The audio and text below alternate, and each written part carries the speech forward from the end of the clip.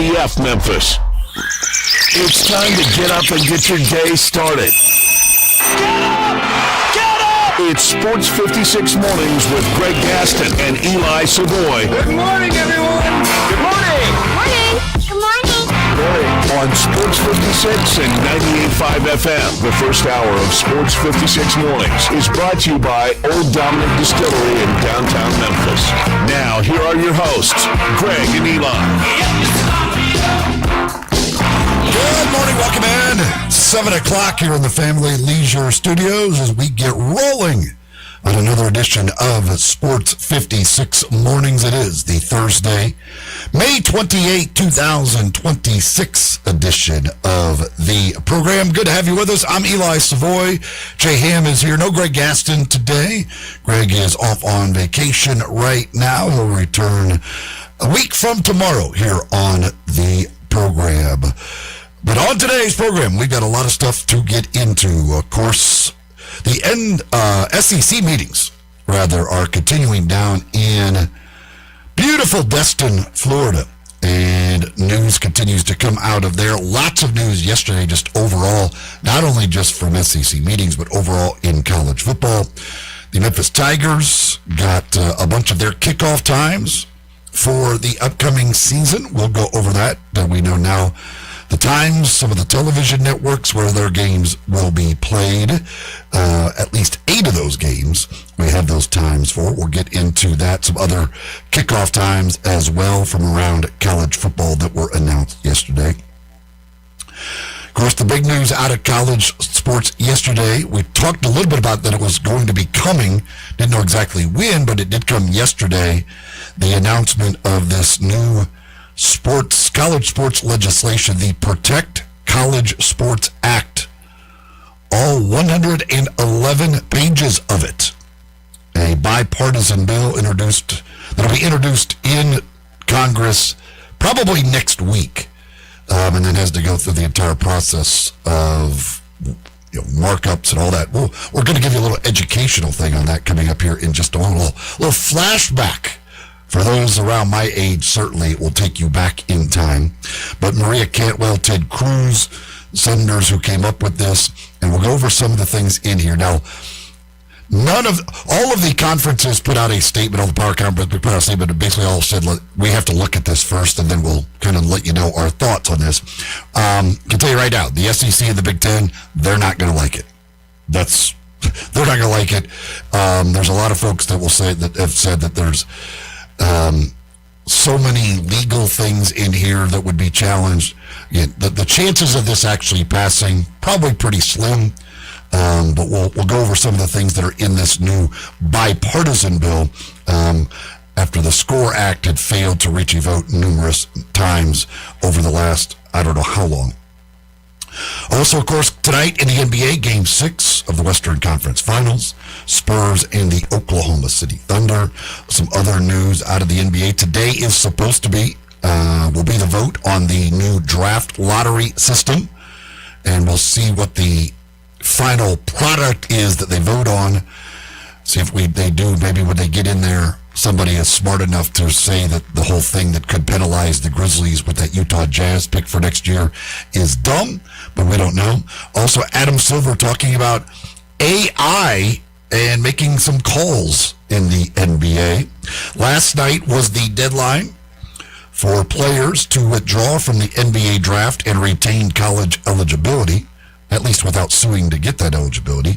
And there are some big names who are headed back to college. Again, this is one of the things that the NIL world, the revenue share world, does a big help in college athletics, is guys who in the past probably would have been gone, now are hanging around because they can make a bunch of money in college, helping out the college game. And there are some big names that are going to be heading back to college. We'll get into that.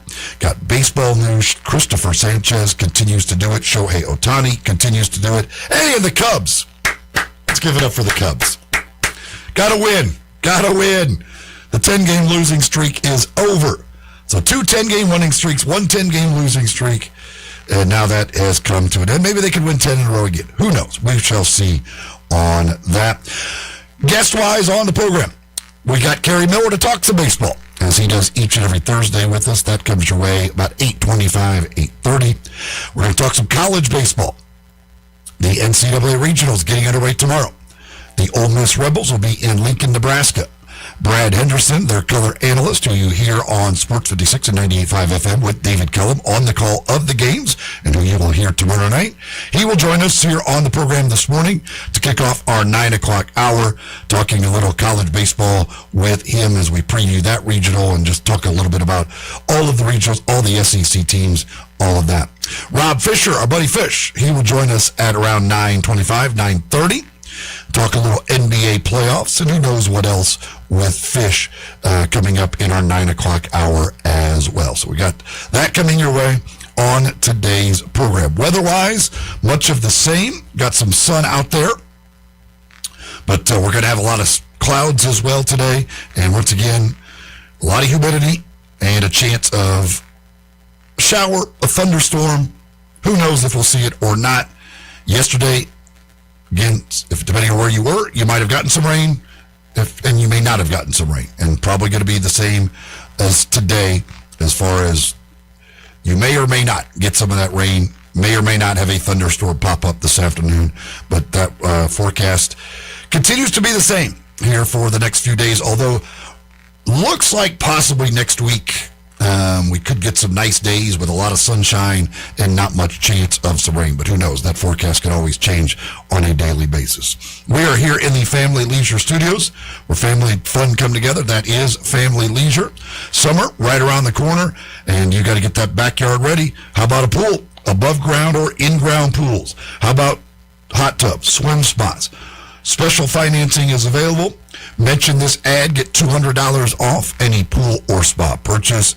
Outdoor sectionals, outdoor patio furniture. Great deals on that as well. Get a free umbrella and base with select patio furniture sets. That's all at Family Leisure, 2120 Witten Road, just north of I-40.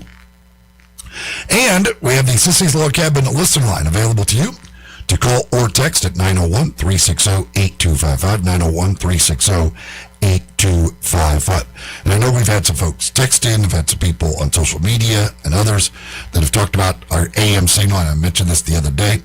Yes, our AM signal, if you are used to listening to us on 560 AM, last week's storms did some significant damage at our tower site, and so it is down right now. Will be still for a little while.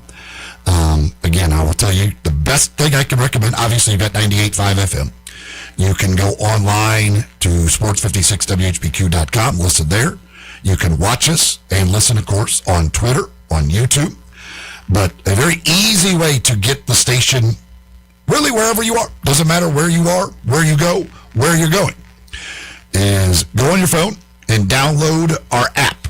And we've got a new app that gives you access to not only this station, but all the Flynn Broadcasting stations.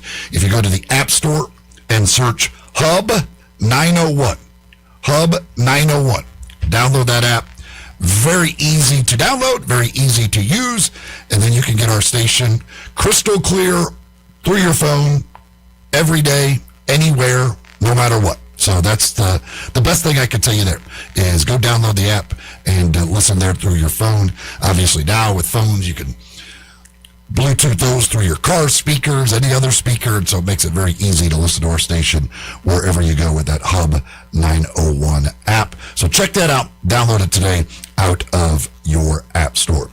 Let me introduce Jay Ham. Mr. Ham, how are you, sir?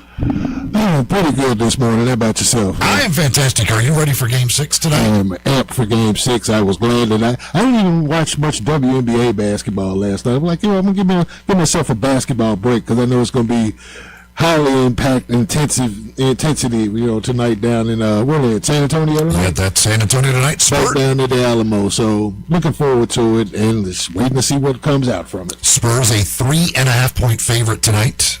Injury report for Oklahoma City, the same. Jalen Williams, questionable. A.J. Mitchell out.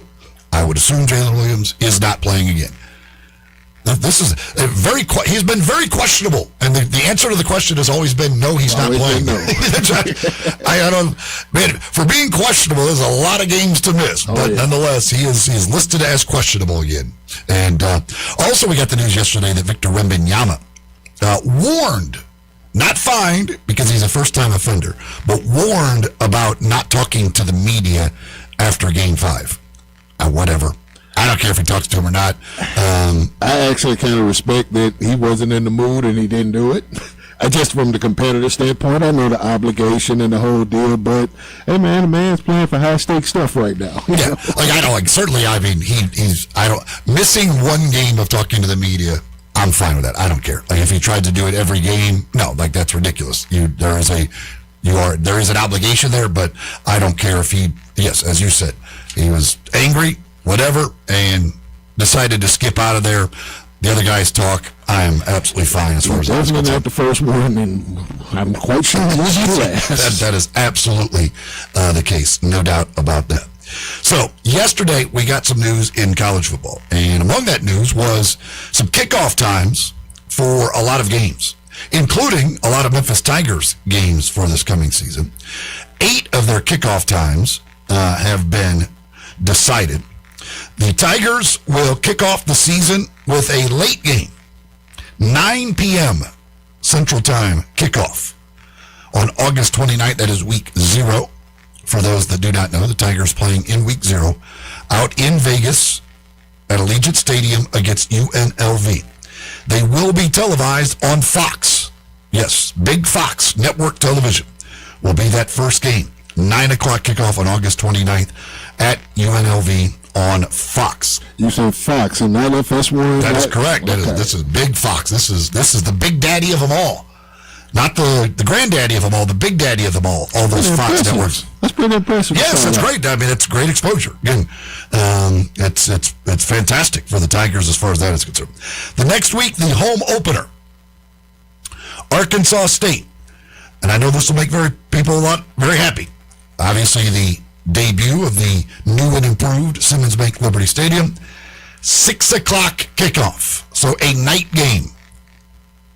In those hot days of early September, I know folks like to have the night games. Home opener, 6 p.m., Arkansas State. That'll be on ESPN+. No regular television for that. That's on ESPN+. The following week, September 12th, back out west to Boise for a 5 o'clock kickoff. That'll be on USA Network. Not sure the Tigers. I can positively say the Tigers have never played on USA Network. I don't think I've ever seen football. Yes. On the USA Network. I know that the WNBA's moved some basketball over there, and I think I saw some other conference. I did see some conferences were in line to play there this upcoming season. So pretty cool expansion for USA. Good stuff. Yeah, the new Pac-12. Boise State. Yeah, it's USA Network. So that is September 12th at Boise State. Then back at home the next week, September 19th, against UT Martin. And again, a night game. Another 6 o'clock kickoff. So both September home games are night games. Both are 6 o'clock kickoffs. The Arkansas State game and the UT Martin game. So I know that should make Tiger fans very happy when you get those early season games when it can still be very, very hot. Get those at night. Both of them are 6 p.m. kickoffs. The next 2 games at Charlotte and home to UAB, those kickoff times have not been set. Those will be decided later. Those 2 conference games. October 16th, which is a Friday night game at Tulane. That is a 6:30 kickoff. Obviously, these weeknight games are always going to be night games. That's a 6:30 kickoff on ESPN. The following week is a Thursday game. That is against East Carolina here at home. That's a 6:30 game on ESPN2. The October 31st game against Army at home. That is an undecided time. November 12th at South Florida, Thursday night game, 7 o'clock. November 21st at Navy is 11 a.m. And then November 27th or 28th, the date hasn't been set for the Temple game at home, but either of those days, it'll be either 11 a.m. or 2:30 p.m. So right now, you have official kickoff times set for 3 home games and another one will be one of two times. And the 3 home games that are all set are all night games, with the 2 against Arkansas State and UT Martin, and the Thursday night game against East Carolina, of course, a night game as well. You still have the UAB game, the Army game to be decided, and then the Temple game we know will be a day game, either 11 a.m. or 2:30 p.m. on November 27th or 28th. So I know, heard from Tiger fans in the past that, especially those early season games, they don't like nobody likes the 11 a.m. games. Nobody wants 11 a.m. Oh, no. And they definitely don't want the 2 in the afternoon in early September when it's 5,000 degrees and the sun's beating down on you out there. So you should be happy with this. 6 o'clock games, both September home games will be played at night, which is good news for everybody. I was at the Arkansas game last year. That was an 11 a.m. kick. Yes. I made it through 2.5 quarters before I went to the tunnel because it was hot and very hazy that day. Well, and another thing, and if you're out there, and especially the 11 a.m. game, because it's pretty much the whole game, like if you are sitting in the sun, yeah, it gets warm. It was like I was a baked good.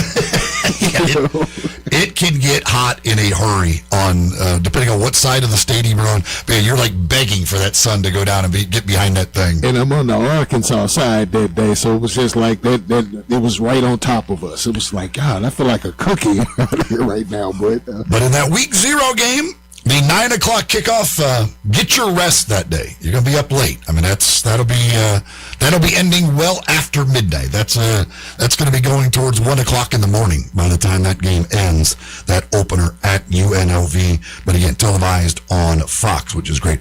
Speaking of Fox, we had talked earlier in the week about their situation early in the year because of the lack of really quality games between their partners, the Big Ten and the Big 12, in the opening week of the season. So they did announce their first few weeks of their big noon kickoff. And how about week 1? North Texas at Indiana. That's the one they decided on.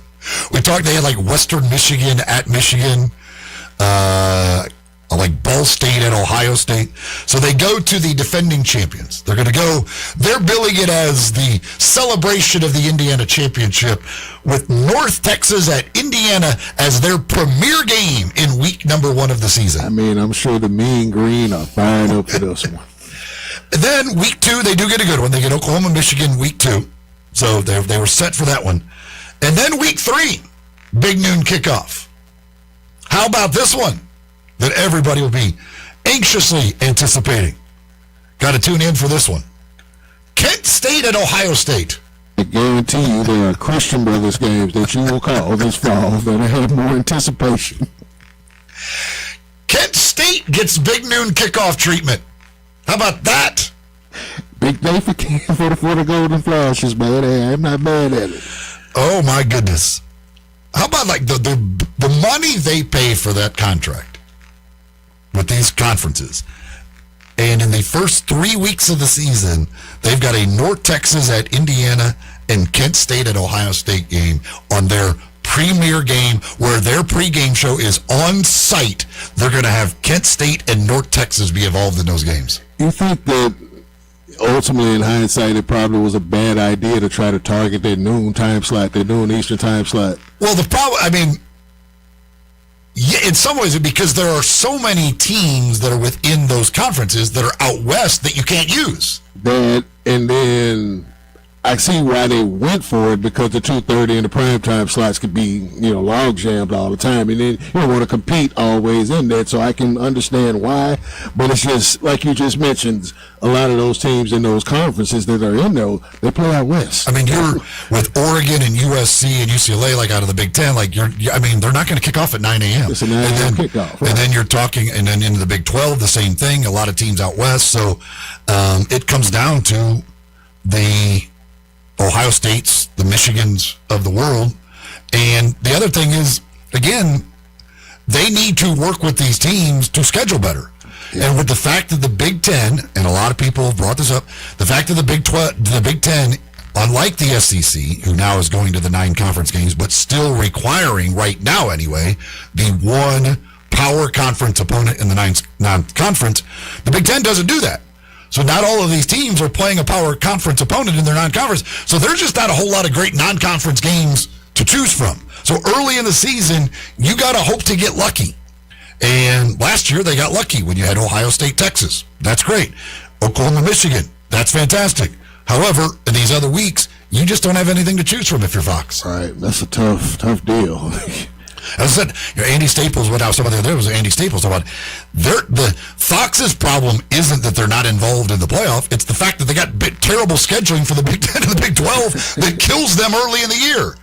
I mean, you look at what ESPN's going to be showing early in the year versus what they're going to be showing early in the year, and it's not even close. Not even close, especially when you look at what the ESPN can do just with the two conferences that they pretty much hover over. Anyway, with the ACC and the SEC, it's like all of that. They can schedule something for each slot. And Greg Sankey talked about yesterday in their presentation that the SEC, the most viewed, and he talked about the fact that really their television contract with ESPN's getting more than what they pay for, quite frankly. Even with the amount of money they pay, the SEC is way over-delivering, where the Big Ten is way under-delivering for Fox, again, because they end up having to show games like this. Another scheduling note that came out yesterday was the whole situation with Arkansas and Hunter Yurachek, their AD, who is not happy. He's not happy with the SEC, and he's not happy with ESPN for their situation early in the year. The Razorbacks on September 12th are playing at Utah, and that game is scheduled for a 9:15 p.m. Central Time kickoff. Well, you play out west, like the Tigers have a 9 p.m. game at UNLV. Playing out west, you could very well get a late game. That could happen. The following week, Arkansas plays Georgia at home. That game has been scheduled for 11 a.m. And so Hunter Yurachek put out a statement. I am extremely concerned and displeased about the recently released kickoff times for our football program in consecutive weeks this September and the impact it'll have on the well-being of our student athletes. ESPN has set our game at Utah for 9:15 p.m. Central Time on September 12th. We anticipate returning to campus at approximately 6 a.m. on Sunday, September 13th, followed by an 11 a.m. home kickoff against Georgia just 6 days later on September 19th. This assigned schedule will cost our student athletes nearly a full day of rest and recovery that they would otherwise have available to them. This is not simply a competitive disadvantage. It is a genuine welfare issue for the young men who represent our program and contribute greatly to the bottom line of our television partners. This type of scheduling is unacceptable. Demonstrates a clear neglect for the well-being of college athletes. I'm confident there are not many other programs in the SEC that would be placed in a similar position, and I will not quietly accept it for our program. Okay. Great. I guess I can somewhat understand you maybe being upset about this. Whatever. But first of all, I don't believe I've ever seen Hunter Yurachek hesitate in cashing that check. Not one iota. That $70 million check or whatever they got this year. Pretty sure he didn't go, you know what? Man, I feel real bad about cashing this because they're screwing us over. I just can't accept this. This is just not good for us. Secondly, his morals wouldn't allow such. Secondly, this is it. The game is a week later. We're talking Saturday to Saturday. Yes, one game is late and the other game is early, but there are still 6 days there. Even if you get into Sunday, you've still got 6 days before you play. He act like he got the short end, he got the Sunday night's game on the NFL and come back to play Thursday. Just another thing, the NFL, the highest level, they literally play Sunday and come back and play Thursday. They get 3 days off in between games. They seem okay. The welfare of their athletes is okay. I'm sure they don't like it when you have to do it. Not great. But you know what? You cash big checks, you got to do some things. Here's a couple of others. Ole Miss, the opening week of the season, is playing Louisville on Sunday night. Labor Day weekend. They play Sunday night. You know what? You know what else they do?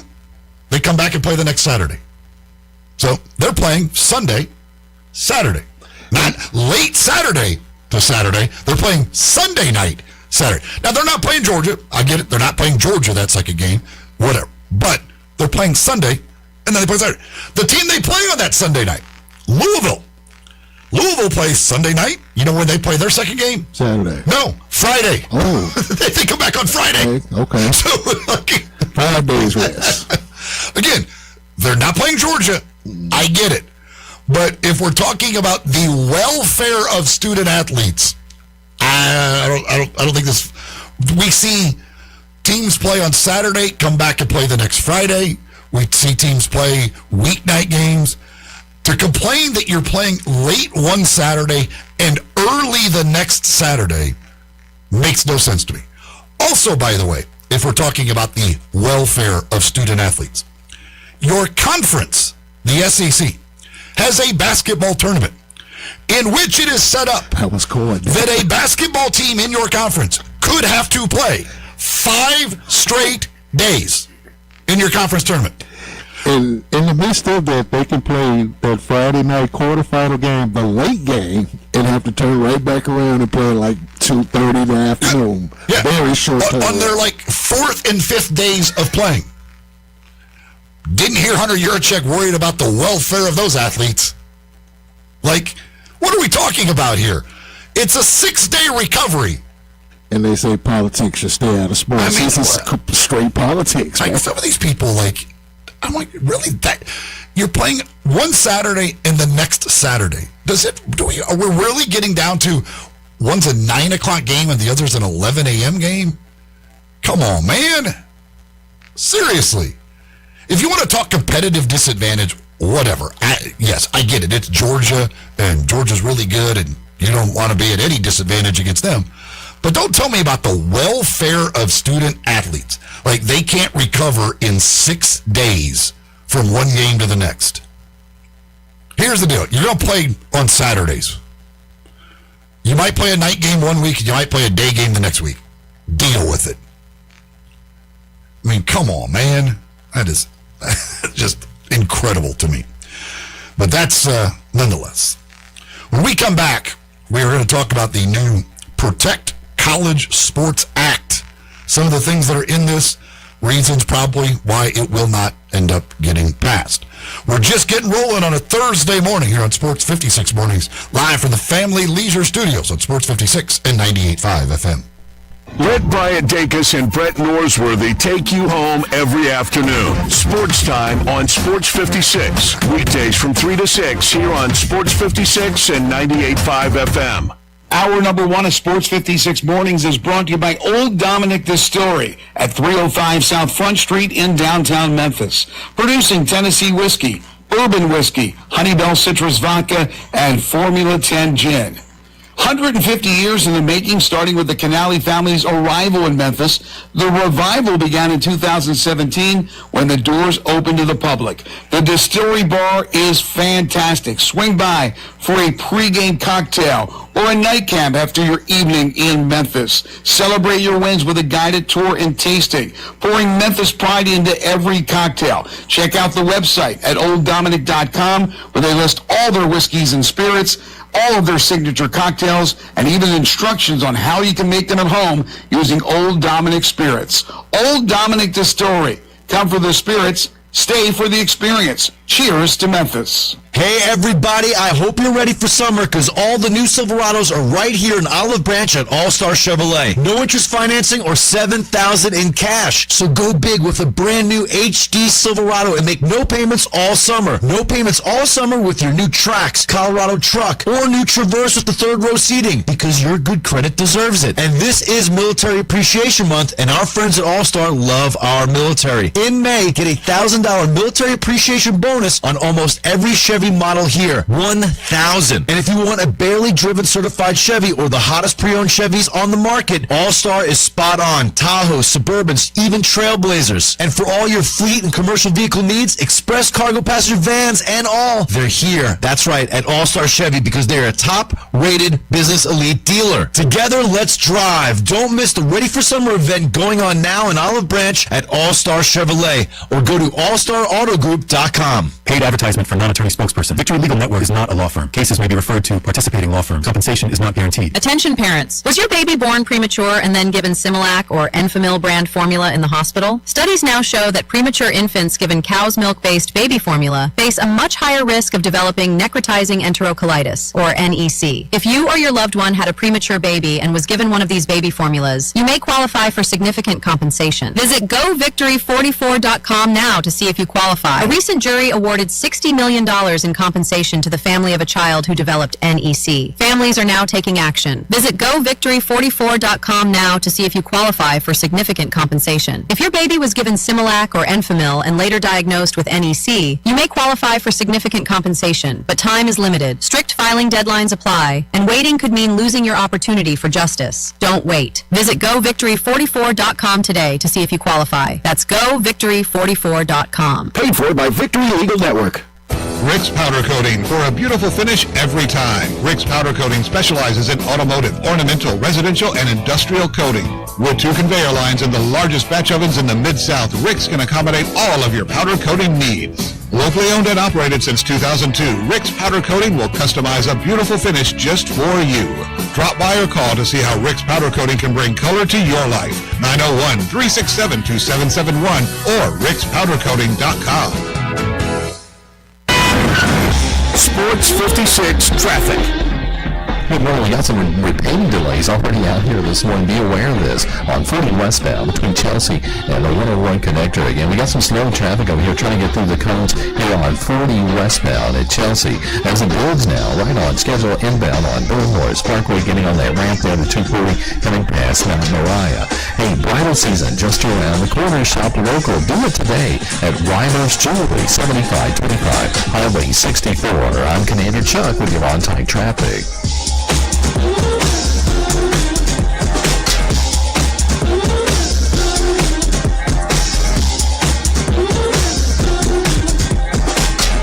Now back to Sports 56 Mornings on Sports 56 and 98.5 FM. This hour is brought to you by Old Dominick Distillery in downtown Memphis. Here once again are Greg Gaston and Eli Savoy. Welcome back, 7:32 the time here in the Family and Leisure Studios. This hour is brought to you by Old Dominick Distillery downtown in Memphis on Front Street. A couple of other quick notes of other things out of Destin and the SEC meetings from yesterday. Greg Sankey saying right now the SEC still stands at what they would like is 16, but he basically said that's just, we haven't had any new vote, we haven't had anything, like that's where we have been and nothing has changed to this point. He said their decision on what they really want probably won't come until the fall. So obviously they were having the discussions down there, but says they probably wouldn't come to a decision on what they would support as far as the number of teams in the playoff until the fall. Again, the deadline for not this coming season, we know we're at 12 this coming season. The deadline for the next season is December 1st as far as that is concerned. Greg Sankey did, finally somebody out there with some, that brought this up. I think it was on the Feinbaum show, if I remember correctly, that I saw this. Because I've talked about like this whole, as he said, like this whole thing, like people were throwing out all these things, and people, and as he said, like people just talked about, well, we're going to finish by this date. And he said, January 1st is a big day in college football. It's what I've been saying all along. The people who say they're going to try and finish the second week of January, that's just not going to be possible. They're not moving the quarterfinals off of New Year's Day. It's just not going to happen. So as he said, like, New Year's Day is a very special day in college football. And so for people to think we can finish by a certain date, you have to understand the calendar. And so I'm glad that he brought that up. Now, he also, this kind of, some of the weird stuff that gets said. Blake Topmeyer wrote this, had this. Our buddy Blake, who comes on with us during the college football season. Blake asked Sankey about the Big Ten passing the SEC for, the best conference in college football. And Sankey responded by asking for the metrics of why he says the SEC, that they've been passed. And Blake said, well, they've won 3 straight titles, and they are 4-0 against the SEC in those college football playoffs. And Sankey's response says, well, if you look at the entirety of our league, we are, for the most part, competitive, the strongest football league. We are by far the most competitive and strongest football league. And then he throws in, if we win, you don't ask me that question. Well, you didn't win, though. No blank, Sherlock. Yes, yeah, you are correct. If you win and beat the Big Ten, I will not ask you about the Big Ten beating you. Politics, man. They can spend it however they want to spend it. What are we talking about? And you can make the argument. You could still make the argument that you are a deeper league, you are a more competitive top to bottom. You can make all that. And so you can, if you want to say, no, we believe we are the better league. And he still says that they are the best league, and based off what this presentation they got, they are the best. That's fine. You can make that argument. But obviously, again, when the Big Ten has won 3 straight championships and they have beaten you, they're undefeated against you in those, they've got a really good argument of being the best conference as well. But don't throw in there, you wouldn't even ask me about us losing. Basically saying, you wouldn't ask me about us losing if we just won those games. I get it. We get it. I can't do nothing but laugh at what are we talking about? What in the hell are we talking about? There's also the report that Pete Golding, head coach at Ole Miss, there's a couple of people, I don't know who had it first, but basically, Ole Miss is being looked at for the tampering stuff because of what Dabo said and all that stuff. And basically, they said that Pete Golding, he's threatened to take everybody down. If Ole Miss gets sanctioned for tampering, he is ready to bring other programs down with him because he's got receipts. Oh, my God. This thing. Pete, you can't go Nino Brown on New Jack City. Hey, you might as well. You want to come after us? Hey, we'll find a whole bunch of other programs, and let's see what happens. Blow the whole thing up. Yeah, let's see if all of these programs, the U.S. end up penalizing all these programs, how that goes over. So, I don't know. But the big news, really, out of college sports yesterday was the announcement, the release. It's not introduced yet in Congress, but 111 pages of the Protect College Sports Act. This is legislation, bipartisan bill. Maria Cantwell, Ted Cruz came together on this. Among the things in there, it would establish a one-time transfer without penalty. You can transfer one time without penalty for undergrads. The 5-year eligibility window, basically the 5 for 5, granting them the antitrust limitations to do those things. There is a Lane Kiffin rule, as people are calling it. The coaches cannot leave a job until the end of their season, which, as Tom Mars, of course, the lawyer, pointed out, good luck enforcing that. How can you tell somebody what time frame they can take a job? Like, try and do that in any walk of life. You can't take the job. You got to wait till January to accept that job. Why? Why do I have to wait till? If they want to hire me now and I want to go right now, why can't I take the job right now? So that one, I don't know how you would defend that in a court of law. No pro players at all. Even the internationals. If you've played pro sports and taken a salary, there is no eligibility in college. You could have accepted prize money. So like a amateur golfer, whatever. If you, played in a basketball tournament, like the basketball tournament, won prize money. Right, but if you signed a pro contract and were paid a salary. You are not eligible for college. This is where the Big Ten and the SEC are going to say no. A couple of things that are directed directly at them. Any league earning more than $1 billion, which there are two of, the Big Ten and the SEC, cannot merge or consolidate with another conference, so they can't break away, do their super league, just the two of them.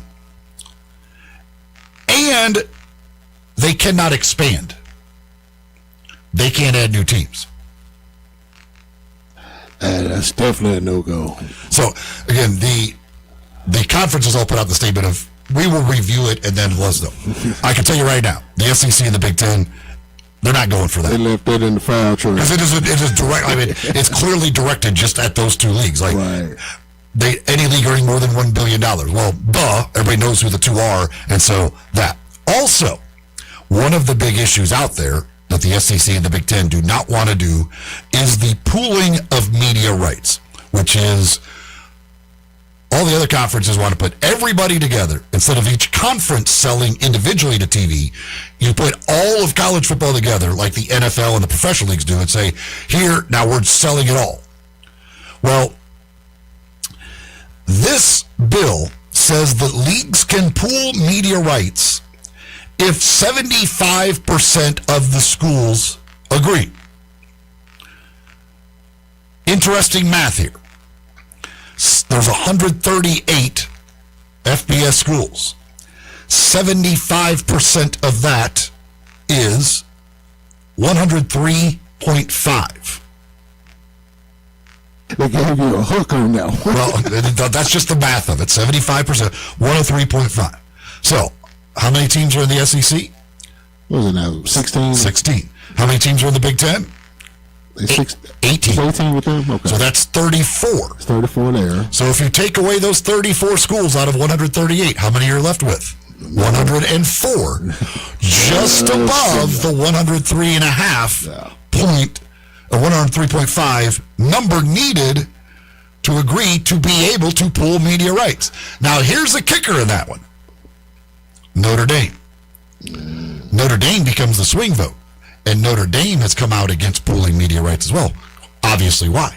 They have their own contract. Right. They don't want to be pooling with everybody else. Just same reason the SEC doesn't want to pool with everybody else, because they make more money. Why would we let you guys into our money? Big Ten, same thing. Notre Dame. So if Notre Dame sides with the SEC and the Big Ten on that, they don't have the 75% required to be able to even consider pooling media rights. So that kills that off top. So I think they probably put that number in there thinking the SEC and Big Ten probably forgot about Notre Dame. Like, oh, that's right, we didn't think about Notre Dame. They can change that around. But that's an interesting to watch. But those two leagues are not. Now, they do also say in there that it's up to those other leagues. Even if the other leagues, if they have 75%, they're not going to do it by themselves because it doesn't make any sense if you don't have the SEC and Big Ten on board. So they need to be able to negotiate with the SEC and Big Ten, something that makes sense for them in order to get them on board to do it. So, again, but at least at the 75% mark, it does give them the option to be able to do that.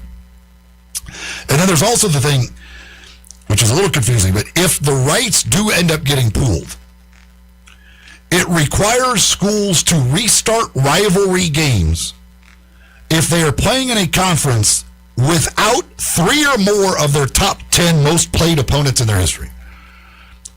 That's a very confusing thing that I don't quite understand. But basically, these schools that have left conferences, like the USCs of the world that have left to go to the Big Ten, clearly they're not in a conference with 3 of the most top 10 played schools in their history. So if they do go to the pooling of rights, it could require a school like USC to start playing whoever that is. I would imagine they're like UCLA obviously would qualify. I don't know, maybe Oregon. Maybe they have enough. I don't know. But it's basically getting some of these rivalry games that have been lost because of conference realignment back. Their hope is like that somehow these schools are going to go back to their old conferences. That's not happening. Not happening. It's just not going to happen as far as that is concerned. They're going where the money goes. Yes, exactly. Simple. But so as this was all going on, we've had the SCORE Act recently, which never got to a vote. Now we've got this College Sports Act, which again, Congress is not in session right now. I think they're back in session next week, so it'll probably be introduced. And for those out there that don't know the process of how a bill becomes a law, I got to thinking about my childhood and one of the most educational schoolhouse rocks there ever was.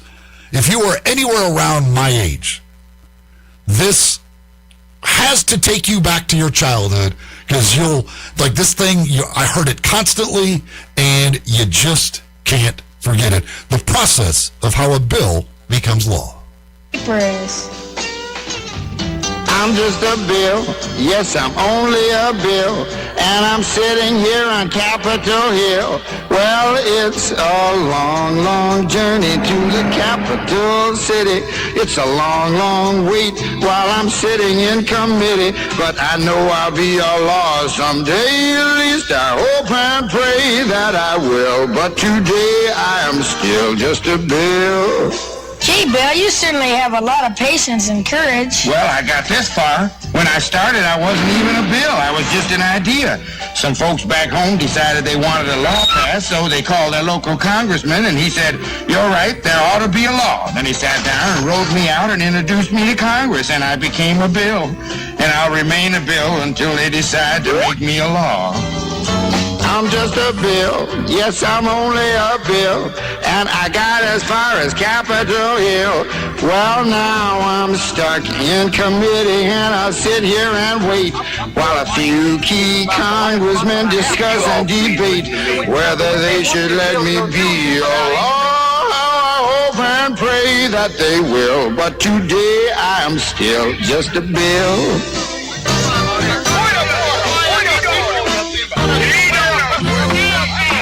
Listen to those congressmen arguing.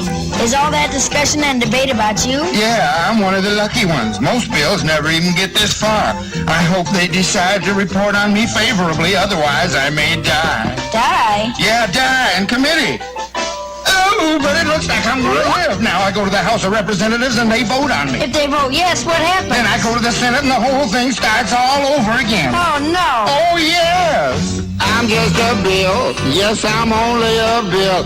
And if they vote for me on Capitol Hill, well, then I'm off to the White House where I'll wait in a line with a lot of other bills for the president to sign. And if he signs me, then I'll be a law. I hope and pray that he will. But today I am still just a bill.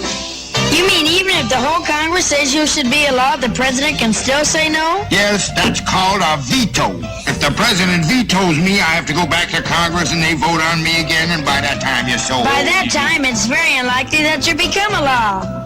It's not easy to become a law, is it? No, but how I hope and pray that I will. But today I am still just a bill. He signed your bill. Now you're a law. Oh, yes. There you go. The power of animated education, man. The education of schoolhouse rock. It's how people my age grew up. Now you know the process of how the Protect College Sports Act could possibly become law, which it probably will not, because it is a long process from a bill to a law. And the sports lawyers out there, the Tom Moores and the Derhiters and all these others of the world, all yesterday were like, listen, there's a million things in here that would be challengeable in the court of law that would probably lose. So, and again, first of all, you have to get Congress, enough of people in the Senate and enough people in the House to agree on this.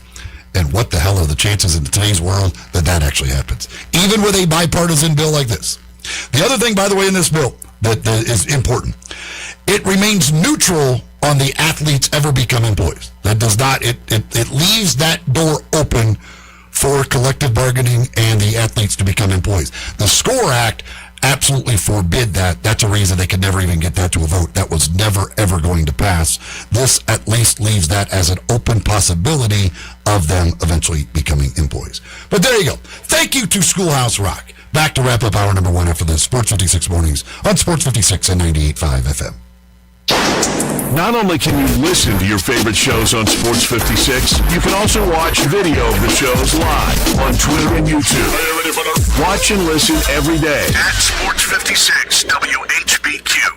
Volkswagen Driver Days is on at Gossett Volkswagen on the Pike, and it's drivers wanted. If you're looking for sporty, we Gossett 2026 Jetta S, just $249 a month, $249 a month for Jetta S. How about 2025 Tiguan S, $269 a month? Yes, brand new Tiguan S, $269 a month. And Gossett Volkswagen on the Pike wants to get you vacation ready in 2026 Atlas SE, $329 a month. That's only $329 a month for a brand new Atlas SE. If you're ready for a new ride, we got you covered at Gossett Volkswagen on the Pike. So get to Gossett Volkswagen today at 1875 Covington Pike. Online, GossettVWMemphis.com. If you want it, we Gossett at Gossett Motor Cars. Atlas TC 564,681, MSRP 41,911, Jetta TMO 312,217, MSRP 25,791, Tiguan TMO 43,763, MSRP 32,881. Includes all rebates and incentives. Must be financed through Volkswagen Credit PF 895. Excludes tax title license with approved credit. See dealer for complete details. Offer in 6/126. Dealer stock only.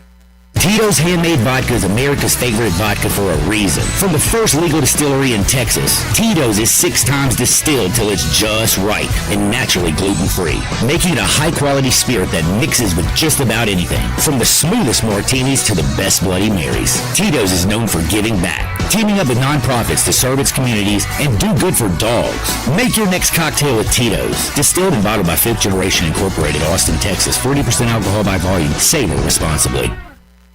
You are an adult. You can drink anywhere you want to. So why would you go to some chain bar when you could be one of the cool kids and go to Bell Tavern, Memphis' perfect downtown neighborhood bar? Things are hopping in downtown Memphis, and Bell Tavern is smack dab in the middle of it.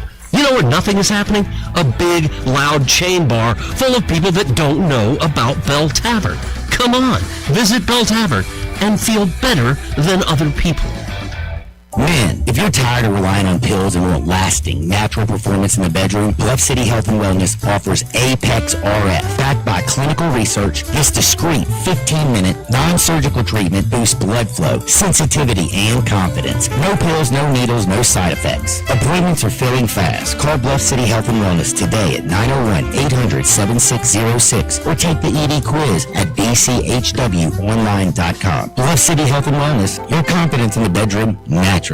Landers Ford in Collierville, number 1 in the Mid-South. New 2025 Ford F-150. Employee pricing for everyone, plus no down payment. Yes, it's the Memorial Day no-pay event. We're celebrating America 250 with employee pricing for everyone on hundreds of new F-150s, plus no down payment. Trade values are strong for now. Get top dollar before values drop. Shop one of the largest selections of new Fords in the Mid-South. The price you see is the price you pay. No hidden addendums. That's the Landers Ford difference. Get started now with our Landers Easy Pass at LandersFordMemphis.com. Don't wait.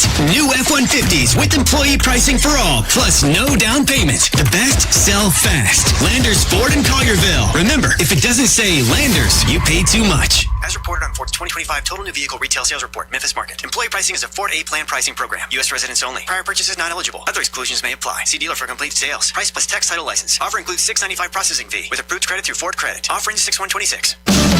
Now back to Sports 56 Mornings on Sports 56 and 98.5 FM. This hour is brought to you by Old Dominick Distillery in downtown Memphis. Here once again are Greg Gaston and Eli Savoy. That's me in the corner. Welcome back here in the Family Leisure Studios. Hour number one of the program brought to you by Old Dominick Distillery. Got a text message here on the Sissy's Log Cabin listener line at 360-8255, 360-8255. This is, I'm assuming, an Arkansas fan that says about Hunter Yurachek and the statement about the back-to-back games with the kickoffs. Yurachek is a terrible face of Arkansas athletics, and most fans hate him. Somehow he still has support by the Board of Regents, or he'd already be gone over the Pittman stuff. I don't know for sure what exactly the dynamic is there, but again, I mean, that statement complaining about that is just ridiculous. Absolutely ridiculous. I mean, it's the games are a week apart. They're not asking you to come back and play Thursday.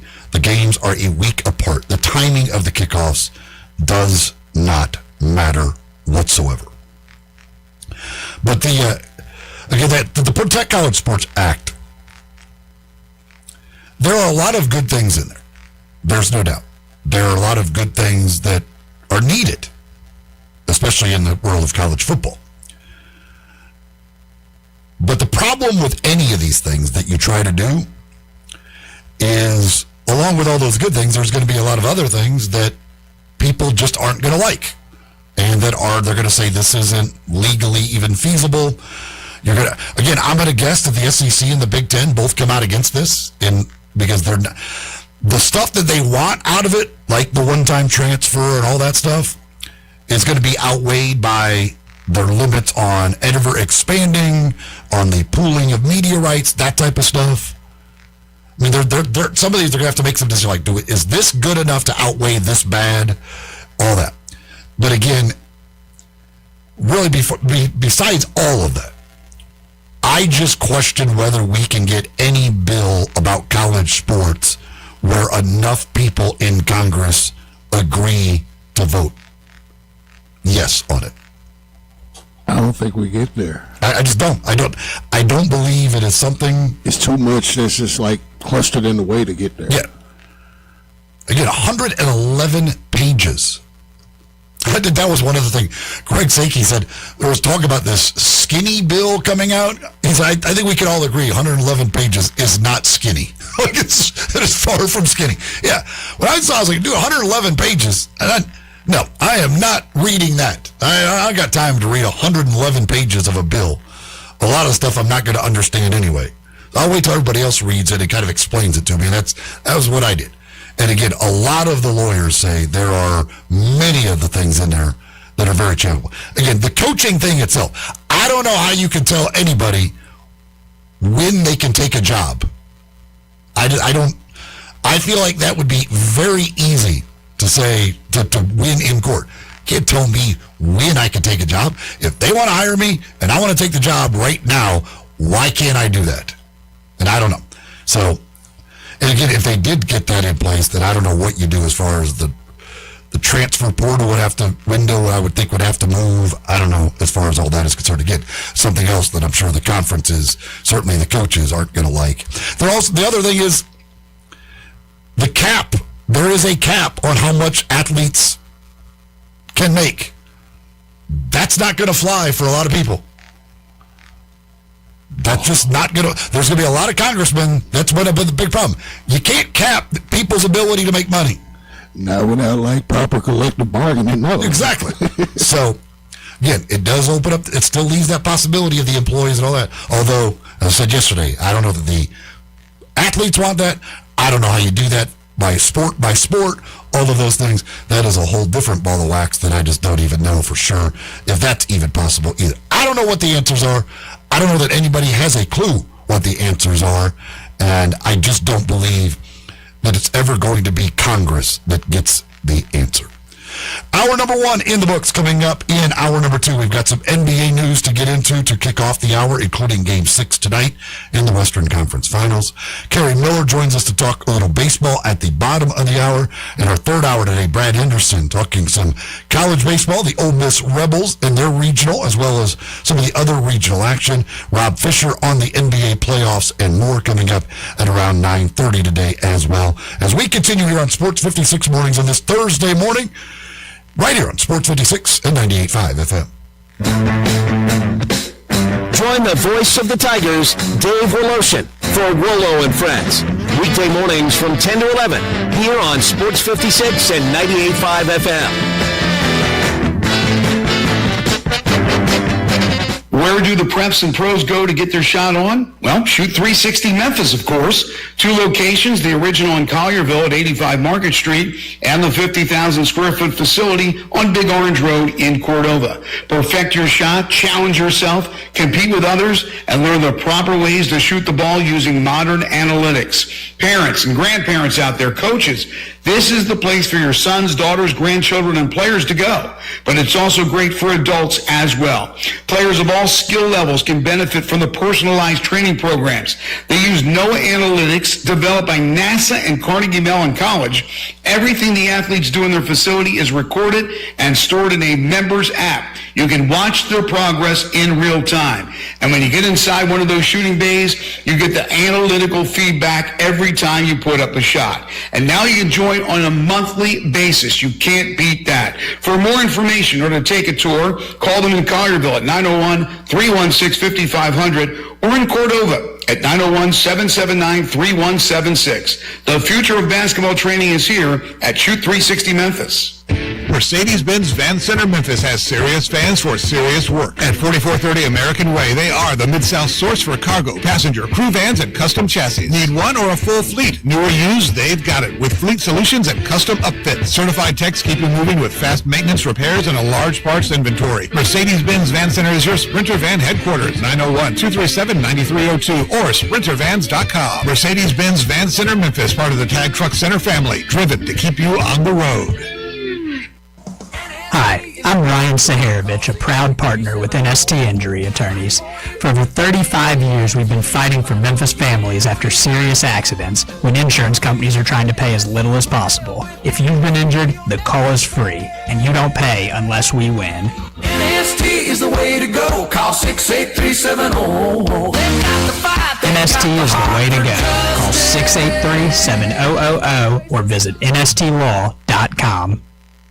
The Gossett Mitsubishi Epic Sale Down is on. Get America's best back vehicles with a 10-year, 100,000-mile powertrain limited warranty and epic deals. So get to Gossett Mitsubishi on the Pike for 2026 Mitsubishi Eclipse Cross, $30,660 or $419 a month. And every remaining 2025 Eclipse Cross, $5,000 off MSRP. 2026 Mitsubishi Outlander, $30,310 or $399 a month. Plus, all remaining 2025 Outlanders, $6,000 off MSRP. And 2026 Mitsubishi Outlander Sport, $26,055 or $399 per month. Plus, Tennessee residents get an additional $1,000 off all 26 Outlander Sports. So hurry to Gossett Mitsubishi, 1956 Covington Pike, online at memphismitsubishi.com. If you want it, we Gossett and Gossett Motor Cars. Cross TZ 003143, MSRP 31060, Outlander TZ 020866, MSRP 32810, Sport TU 014208, MSRP 28555, includes all rebates and incentives, PF 895, excludes tax, title, and licensee dealer for complete details. Offer valid through end of the month with approved credit dealer stock only.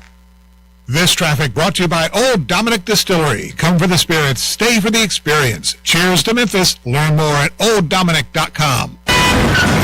Sports 56 traffic. Good morning. This repaving caught everybody off guard this morning in the Midtown area. 40 East, here up by Chelsea towards the 101 connector. Of course, it's heavy on the other side of the interstate there, coming westbound. As you come out that 101 connector, again, be aware of that delay. 40 East this morning because of paving.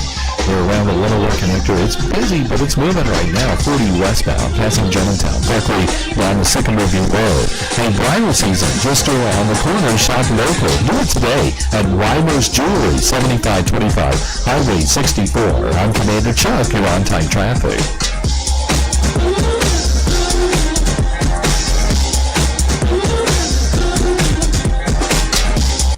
We are Sports 56, WHBQ Memphis, and W253DF Memphis with Dave Woloshin, weekday mornings from 10 to 11. Now back to Sports 56 mornings on Sports 56 and 98.5 FM. This hour is brought to you by James Gaddis Jewelers. Here once again, Greg Gaston and Eli Savoy. 8:03 the time, Family Leisure Studios. Here on Sports 56 Mornings, Eli Savoy, Jay Hand with you. No Greg Gaston today. Good to have you with us on this Thursday morning. You're looking for going to be some sun, some clouds, and then a chance of some showers and a possible thunderstorm popping up around the different parts of the area as the day goes along. Much the same over the next couple of days. Tomorrow's chances of rain, a little bit more than today's chances. Looks like next week we could get a few days with some nice sunshine and not much chance of rain, but we'll have to see how that forecast ends up going. And depending on where you are in town, you haven't had to deal with rain possibly. Out of my house, I haven't really had to deal with rain the last 2 or 3 days, but other parts of town have gotten rain probably every one of those days. Just depends where you are as these showers and thunderstorms have popped up over the last few days. This hour of the program is brought to you by James Gaddis Jewelers. We are here in the Family Leisure Studios, where family and fun come together. That's Family Leisure. Get your outdoor needs taken care of, from pools and spas and hot tubs to outdoor patio furniture. Find it all at Family Leisure, 2120 Witten Road, just north of I-40. Going to talk in hour number one a lot of college football, a lot of college news, stuff out of Destin with the SEC meetings, which will wrap up with day 3 today down there in Destin, as that annual event has been taking place over the past few days with a lot of news coming out of there. We've got Game 6 tonight in the NBA's Western Conference Finals. San Antonio hosting Oklahoma City. Spurs trying to stay alive.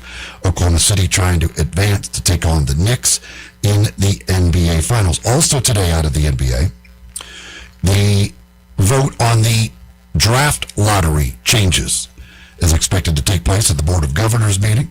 So we'll see exactly what comes out of that, what the final approved version of this is as far as the changes to the draft lottery. Meanwhile, other things out of the NBA. Reggie Miller was on PTI yesterday. Tried to explain himself for the Knicks will be the favorite in the NBA Finals thing. His explanation is he meant it, they'll be the sentimental favorite because it's been so long for them. Okay. Like the crowd favorite. Which, had he said that, that makes sense. Makes sense. However, he didn't say that because the thing is, his whole thing when he talked about the other night was he's like, I've seen enough out of the Knicks. They're playing so well. They're going to be the favorite. He didn't say anything about the crowd wanting them to win. He talked about how well they're playing, and therefore they would be the favorite. When that comes across, we're thinking you got the Knicks favorite to win this thing in 6 or whatever the case. And then even when Tirico said, because Tirico then came back and said something about DraftKings, we'll see what DraftKings Sportsbook or something else like that. He didn't be like, oh no, I don't mean they're the betting favorite. Confirmed that that's what he, right. So I think he realized later, oh, that was dumb. Because everybody I'm sure was all over him, and he's like, yeah, that's stupid. There's no way they're going to be favored over either one of these two teams. I'm an idiot. You think him to come back and clarify that, Yeah, he tried. It's a reason. That is a reasonable explanation. Yeah, I buy that. That yes, there's no doubt. One, although I'll tell you what, it's the Knicks again because it's been so long. But against Oklahoma City, it's not even close because everybody right now hates Oklahoma City because of the fact that they just won it. They hate SGA right now because of the flopping. They hate everything. They hate the fact that they not only are really good, but have all of these assets to continue to be good. Yeah, but so they're just too good, really. Yeah, so they're people are mad at that franchise. San Antonio, people don't hate them right now, but obviously they just won a bunch of championships not that long ago. But Victor Wembanyama, people are in love with him right now.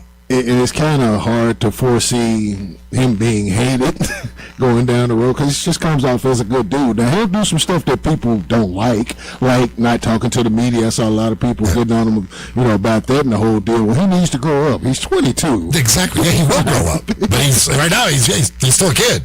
This is all new. He's 22. He'll be fine. I'll take those lumps now, and we'll tell the good story about it later on. But the Knicks, I think, with it being New York, for one, and then when people see people like Spike Lee and Ben Stiller, they see those people being happy and in that mood, it kind of sparks it up. It's like, yeah, we're down with the Knicks too, But it is interesting to think, because whoever comes out of West is going to be one of the small market franchises. Yeah. So it is funny to think like that the sentimental darling will be the big behemoth New York franchise playing against one of the small market franchises in the NBA, and everybody's going to be on the side of the big market. Usually it's the opposite. Everybody's like, hell with the big markets. They got all the advantages. I want the small market underdog to win. But this will be like, no, we want the big market team. And going back to something that Matt Infield pointed out yesterday when talking about Jalen Brunson, and he brought up Carmelo Anthony. These are two guys, and I could throw in Amari Stoudemire with that too. They went to New York when nobody was going to New York. Yeah. So that kind of gives them some, some love in that sense.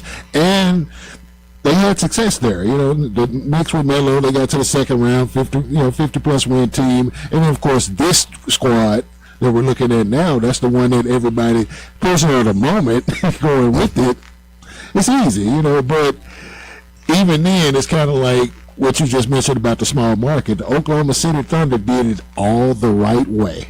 Yes. And there's being hated. They didn't go sign a bunch of free agents. No, they did. They got Hartenstein free agent wise, but otherwise it was smart trades. They got Hartenstein from the Knicks too. That's the exactly. They made smart trades and drafted well. And when you tie it in on the San Antonio end, it's like Oklahoma City learned from San Antonio. And San Antonio, well, they stole Sam Presti from San Antonio. They literally took him from their front office. But now San Antonio, they did it by just getting extremely lucky in the lottery, which has been their history. They're the luckiest lottery team ever. Again, with this rule we talk about that could affect the Grizzlies because of the Utah Jazz situation with that pick, if this lottery had been in place, the Spurs could not have the three guys they got. They would not have been able to get Dylan Harper last year because they already had Castle and Wembanyama. They got 3 straight top 5 picks that they would not be able to do under the new system. So it's interesting that they're here and could make the NBA Finals based on getting 3 top 5 picks in a row, whereas the Jazz, being unable to do it, could affect the Grizzlies down the road. Speaking of the draft, too, if I see one more proposal or article about Oklahoma City trading up to get Cameron Boozer, I'm going to lose my mind. I saw it this morning. Dude, it's like everybody, it's this constant thing of like, oh, the Oklahoma City Thunder could trade up to get Cam Boozer. Who's trading with them? Outside of Daryl Morey, I don't know. He ain't around no more. Like Washington isn't giving. Like what could they give Washington? Exactly. That would do it. That they would do it.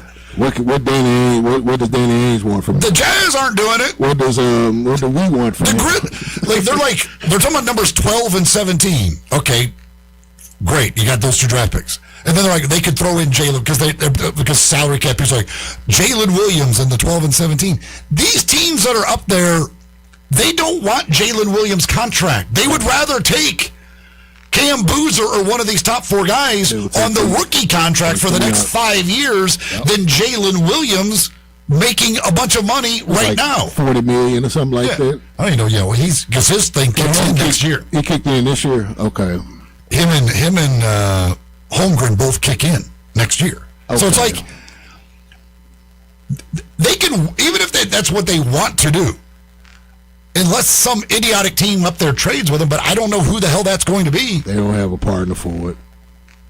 I don't see it. Barring them putting together some like insane package, those teams all are right now looking for that young superstar on a rookie contract, not adding a big contract to what they've got right now. Which is why that whole scenario is illogical. Which I get what you're looking at. You're looking at an all-star, 2-way guy, and Jalen Williams that's a champion. And you're also talking about Jalen Williams making a bunch of money off of a year where hasn't been able to get on the floor because of hamstring issues. True. Which is more buyer beware than ever. Yeah, but it's this constant, like the amount of, and then between that and the Ja Morant trades, like I think I've seen Ja traded to every team in the NBA. Like what you would get in return, it's like, oh my God, I can't wait for the Ja deal to be done, so I don't have to see any more hypothetical Ja deals. Because I actually get tired of delete this one off my time. It's like, God Almighty, just stop. Because and I think what bothers you, the same thing that annoys me, it don't make sense. Yes, some of them are just dumb. Like, why would this happen? Why? Oh. Hypothetical trades out there, just there's some of these guys literally do at least one a day of a hypothetical trade for Ja Morant. At least one. And that's why I just scroll by them, and if I see it enough from the same person, I'm getting that person off of my timeline, period. Block, hide, whatever function is there available, whatever platform I'm on. I need to mute Ja, but then something might happen with Ja and I won't see it, so I don't know. I got to figure out how that could happen. Adam Silver, last night on the Pat McAfee special thing, said that the NBA is going to implement an AI automated system to review some calls, like out of bounds. I don't understand this at all, because he talked about it he said the Hawkeye technology that they use in tennis. And it could be like what baseball uses for balls and strikes. But he said, he talked about the call the other night, the out of bounds call where the ball hit off of Holmgren's foot. And he said this will be instantaneous. This doesn't even require a review. It'll be instantaneous. It'll just be whatever, their ball. And I'm like, how? How is that possible? Does the referee who didn't see it get instantaneous word that it's the other team's ball? Instantaneous is the operative word here. That's impossible. Right. Like in tennis, it's not they have to go to the review. Right. In baseball, they go to the review. Because when I first saw that, the first thing I thought about was tennis, when they, seeing whether the ball stayed in line or went outside of the line or not. But instantaneous, he literally was the refs won't. They'll just know, and I'm like, how are they just going to know? If they don't know, what is telling them that it hit Chet Holmgren's foot, and not one of the Spurs players' foot? I'm so confused by what he means by that. I don't even understand how that could possibly work. And I don't understand why he's bringing it in. I can understand if somebody steps on the sideline. Yeah. There being something instantaneous that tells you he stepped on the sideline, he's out of bounds, or the ball hit the sideline. I can understand that somewhat, maybe being a thing. How is this thing telling you which player's foot the basketball hit before it went out of bounds instantaneously? Without this one. They got something that we are completely missing. Hey, I don't mess in the AI world. I know a lot of people. It does some amazing stuff. Some of these pictures and things that I see that are on from AI, I'm like, I don't even get it. I don't comprehend AI. All right. I'm scared of it, quite frankly. Because we don't understand it. So but some people are very much into it. They use it every single day. They do a million things on it. I know it's incredible. Even the times where I do tinker in it, I notice that it's flawed.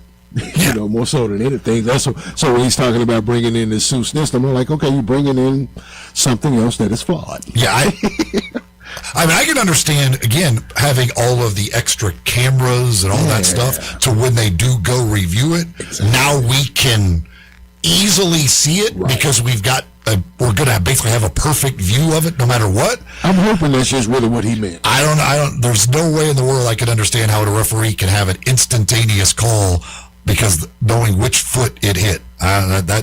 That's a world I'm kind of frightened to live in, quite frankly. And then even like you just said about that particular scenario, Call time out, man. Yes, well, yeah. That's again.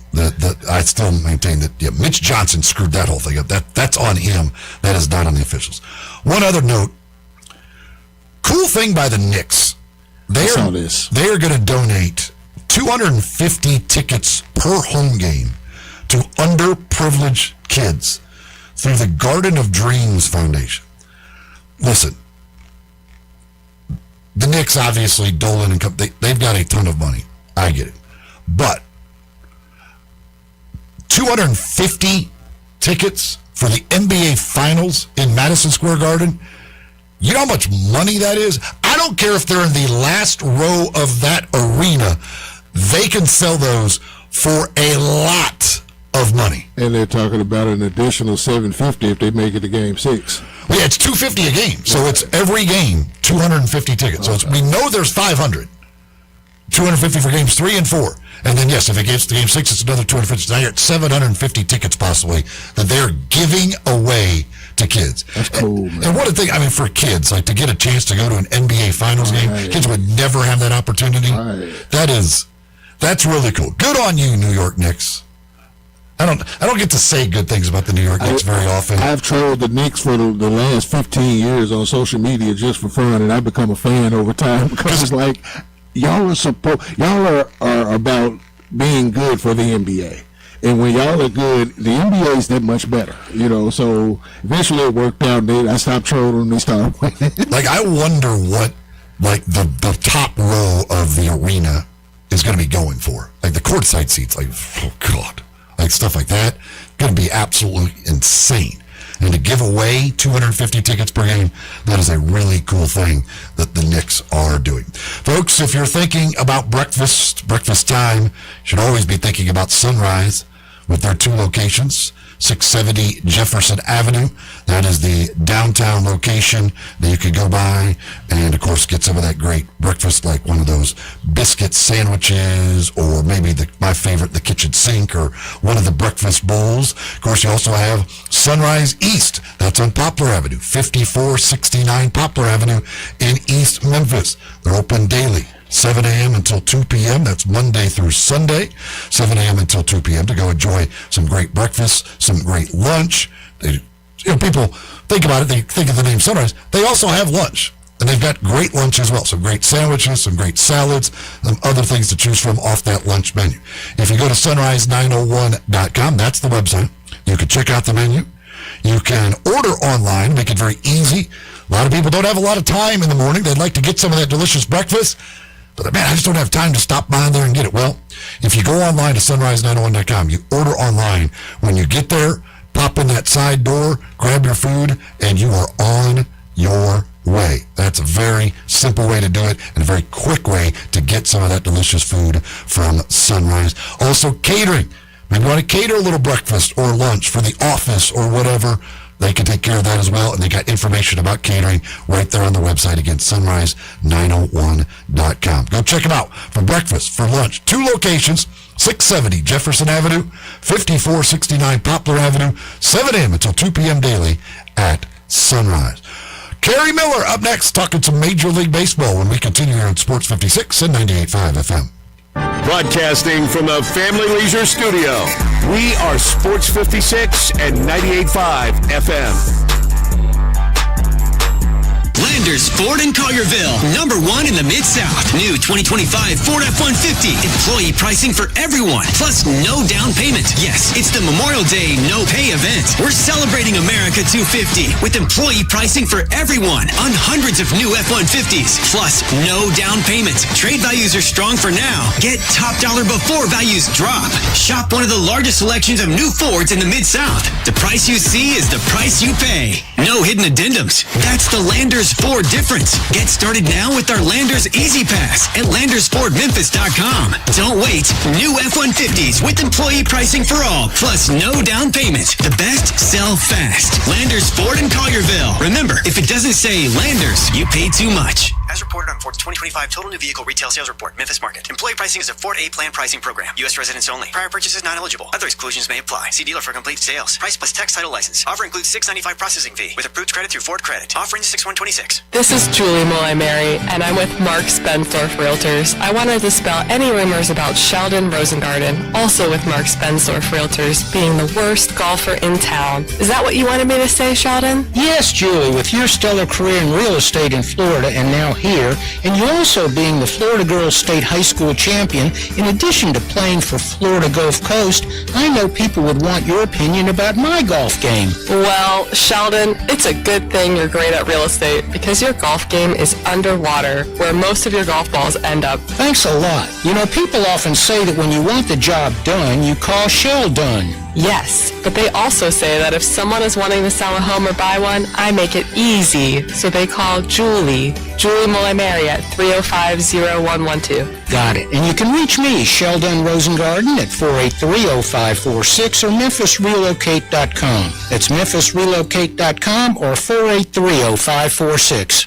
Volkswagen Driver Days is on at Gossett Volkswagen on the Pike, and it's drivers wanted. If you're looking for sporty, we Gossett 2026 Jetta S. Just $249 a month, $249 a month for Jetta S. How about 2025 Tiguan S, $269 a month? Yes, brand new Tiguan S, $269 a month. And Gossett Volkswagen on the Pike wants to get you vacation ready in 2026 Atlas SE, $329 a month. That's only $329 a month for a brand new Atlas SE. If you're ready for a new ride, we got you covered at Gossett Volkswagen on the Pike. So get to Gossett Volkswagen today at 1875 Covington Pike. Online, GossettVWMemphis.com. If you want it, we got it at Gossett Motor Cars. Atlas TC 564,681, MSRP 41,911, Jetta TMO 312,217, MSRP 25,791, Tiguan TMO 43,763, MSRP 32,881. Includes all rebates and incentives. Must be financed through Volkswagen Credit PF 895. Excludes tax title license with approved credit. See dealer for complete details. Offer in 6/126. Dealer stock only. This traffic brought to you by Old Dominic Distillery. Come for the spirits, stay for the experience. Cheers to Memphis. Learn more at olddominic.com. Sports 56 traffic. Good morning. A couple of accidents at our cleanup stages. Still slow-go traffic here on 40 East up by Chelsea through the Midtown area. They started some road work earlier, right in the heart of rush hour traffic. Not sure why they couldn't wait, but nonetheless, we got this delay up through here on 40 East at Chelsea in the Midtown area. As it builds even more down, 240 coming past Mill Branch. They don't let a slipping transmission make things worse in your car or truck having transmission problems. Even if your ride comes on, let them check it out right now at Amco Transmissions. 2 locations right here in Memphis. I'm Commander Chuck when you're on tight traffic.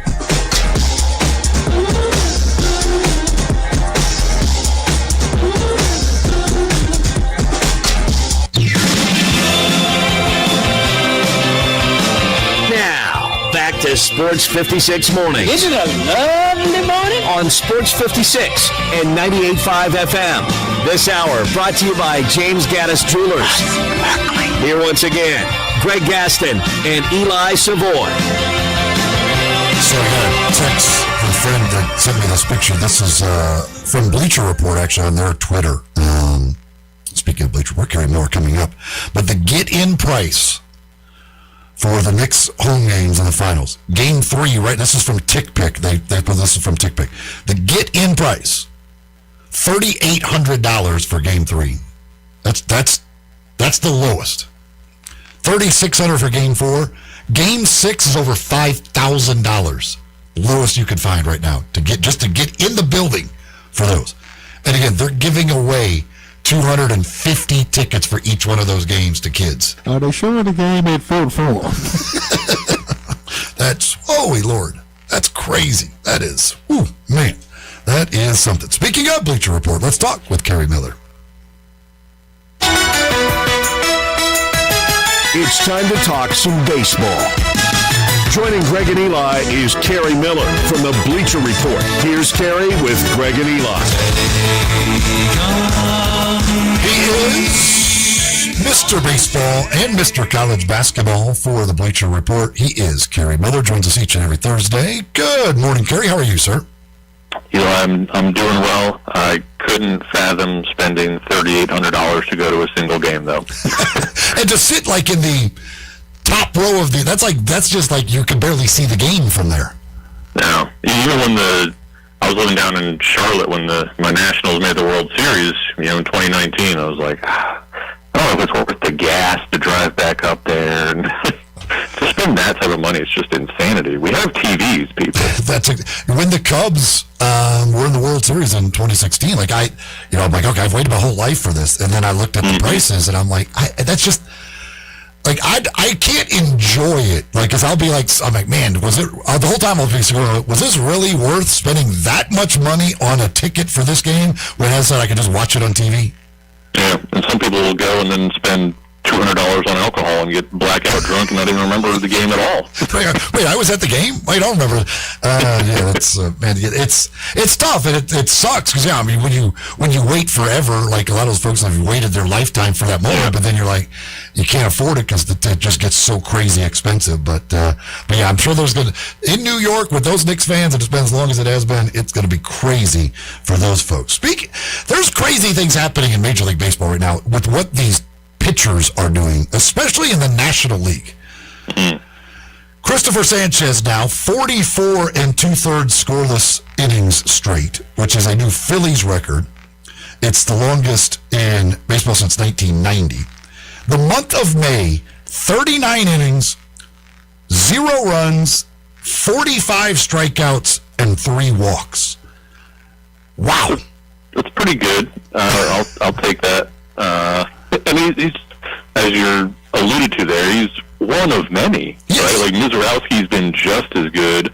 Ohtani goes 6 no-hit innings last night and raised his ERA to .82. Like, it's unreal what we're seeing right now. Like, Chase Burns in Cincinnati is having just an unbelievable season. He's just forgotten because the rest of that tier has been so strong.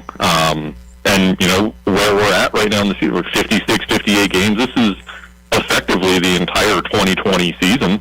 We didn't see anything like this. Like Trevor Bauer and Shane Bieber, I think, were the Cy Young winners that year, and they were fine compared to this. It's just unreal what these guys are doing. Yeah, I was looking at the NL Cy Young Award odds this morning because I just want to see how they have this broken out. Sanchez is plus 150. Mizorowski is plus 320, Skeens is plus 480, and Ohtani's plus 700. So a guy with a .82 earned run average at the end of May has the 4th best odds for Cy Young.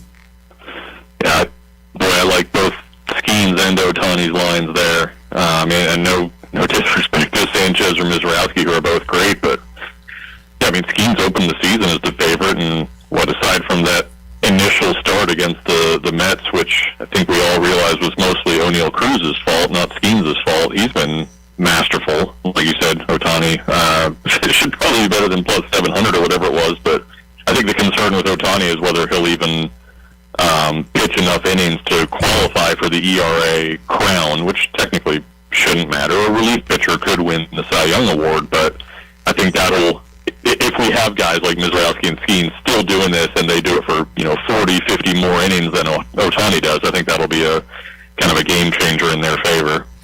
And Mizorowski, again, we talked about some yesterday, but the other day, 57 pitches of 100 miles per hour or more in one game. I mean, I just want, can his arm hold up? Yeah, that's everybody's concern every time. That's what we were worried about with Mason Miller.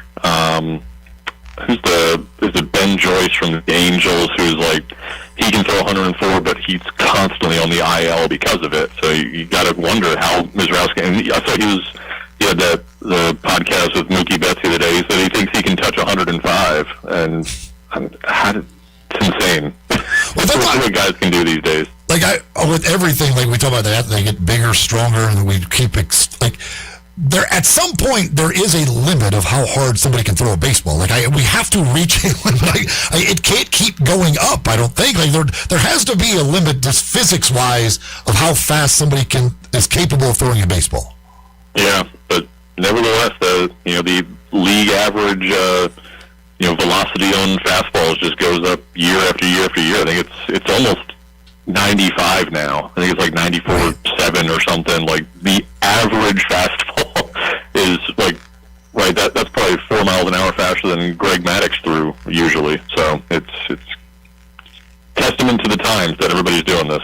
Well, we were talking this in the NL Central alone, just that you have to face Mizorowski, Skeens, and you mentioned Hunter Green, like 100 mile an hour. Like starter throwing 100 mile an hour is nothing. Like it's like these guys.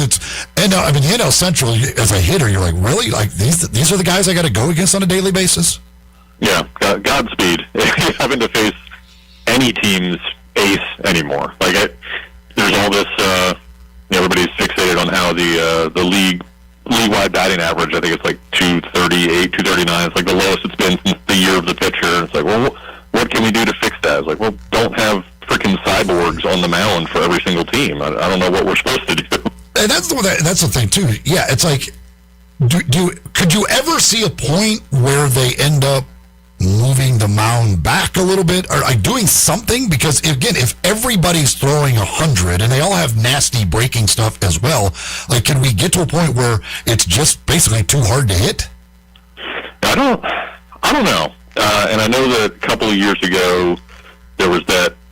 I don't know how legitimate the push was to fade the foul lines down the out. Like once you get to first base and third base, then they start to flare out towards the fences or whatever, and then that would extend the field of play a little bit. The idea was that would increase batting average in some way. Obviously, it would help to some extent, but we're trying to come up with bizarre ways to fix the. And it's not even a problem that pitchers are so good, but for batters, it certainly feels like it, that, average has never been lower. But at the same time, we have that, the story is that batting average has never been lower, but walk rate has never been higher. So, which is it? Are hitters faring better in the ABS world because of it? They're getting on base a little bit better because of all the walks and the challenges and such, or is it just more impossible to hit? I don't know. It seems like the narrative changes every third day or so. Well, it got so. I want you to. I was thinking about the rule changes that Major League Baseball has made here in recent years, and I want you to rank these based on your how much the one you like the most versus the least. Okay. And some of these are a little older than others, obviously. Video review, so the out safe stuff, the video review. ABS, the pitch clock, the shift ban, and the ghost runner. Ooh. The video review, I hate. It takes so much time, and it feels like half the time they get it wrong anyway. And most of it is stuff that just,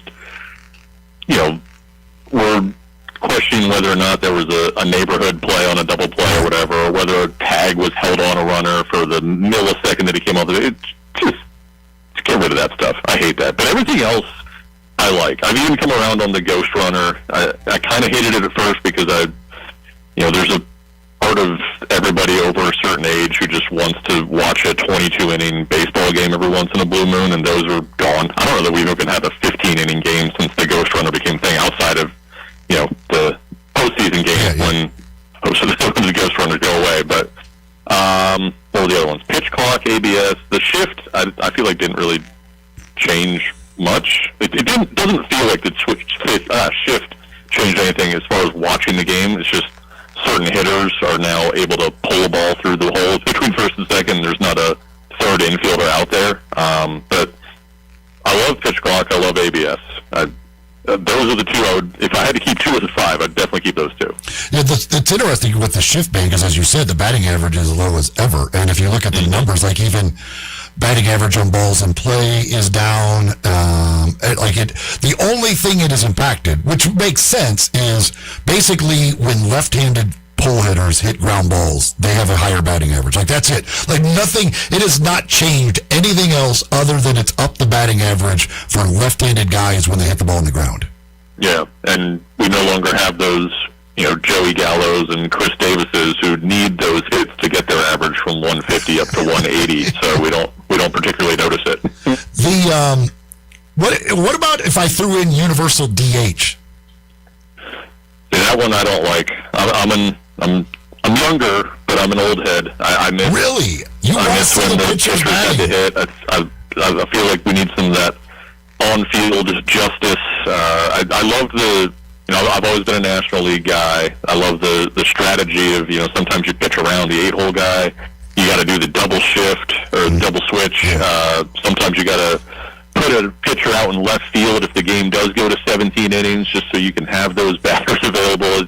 I feel like that strategy isn't there anymore, but whatever. We're seeing more home runs outside of Ohtani, who still hits for himself and homers as the leadoff guy.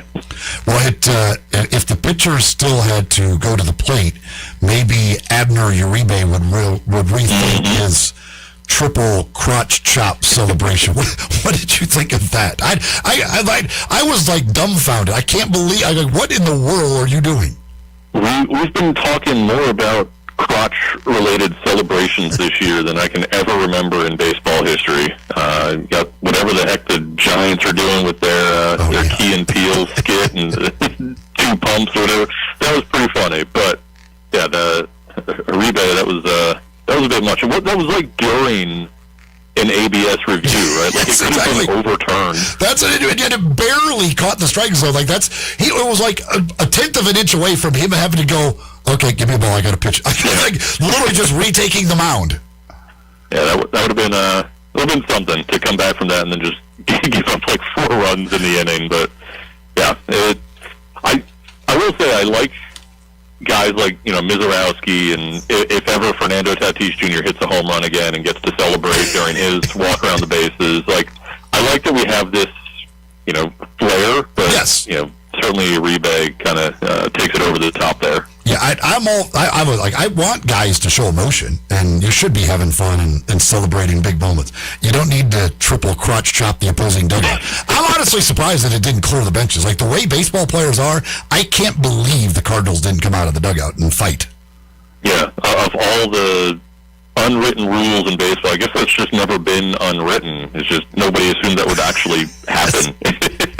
But yeah, that was. Even Pedro Martinez would never pull something like that back in the day. No, there's just that is a. I thought I was like, there must be some history there. Like there's nothing. Like he just decided to do it. Whatever. The MLBPA made their first CBA proposal. Now Major League Baseball, I guess, is supposed to submit their counter proposal. Do you think there's any chance that we avoid a work stoppage?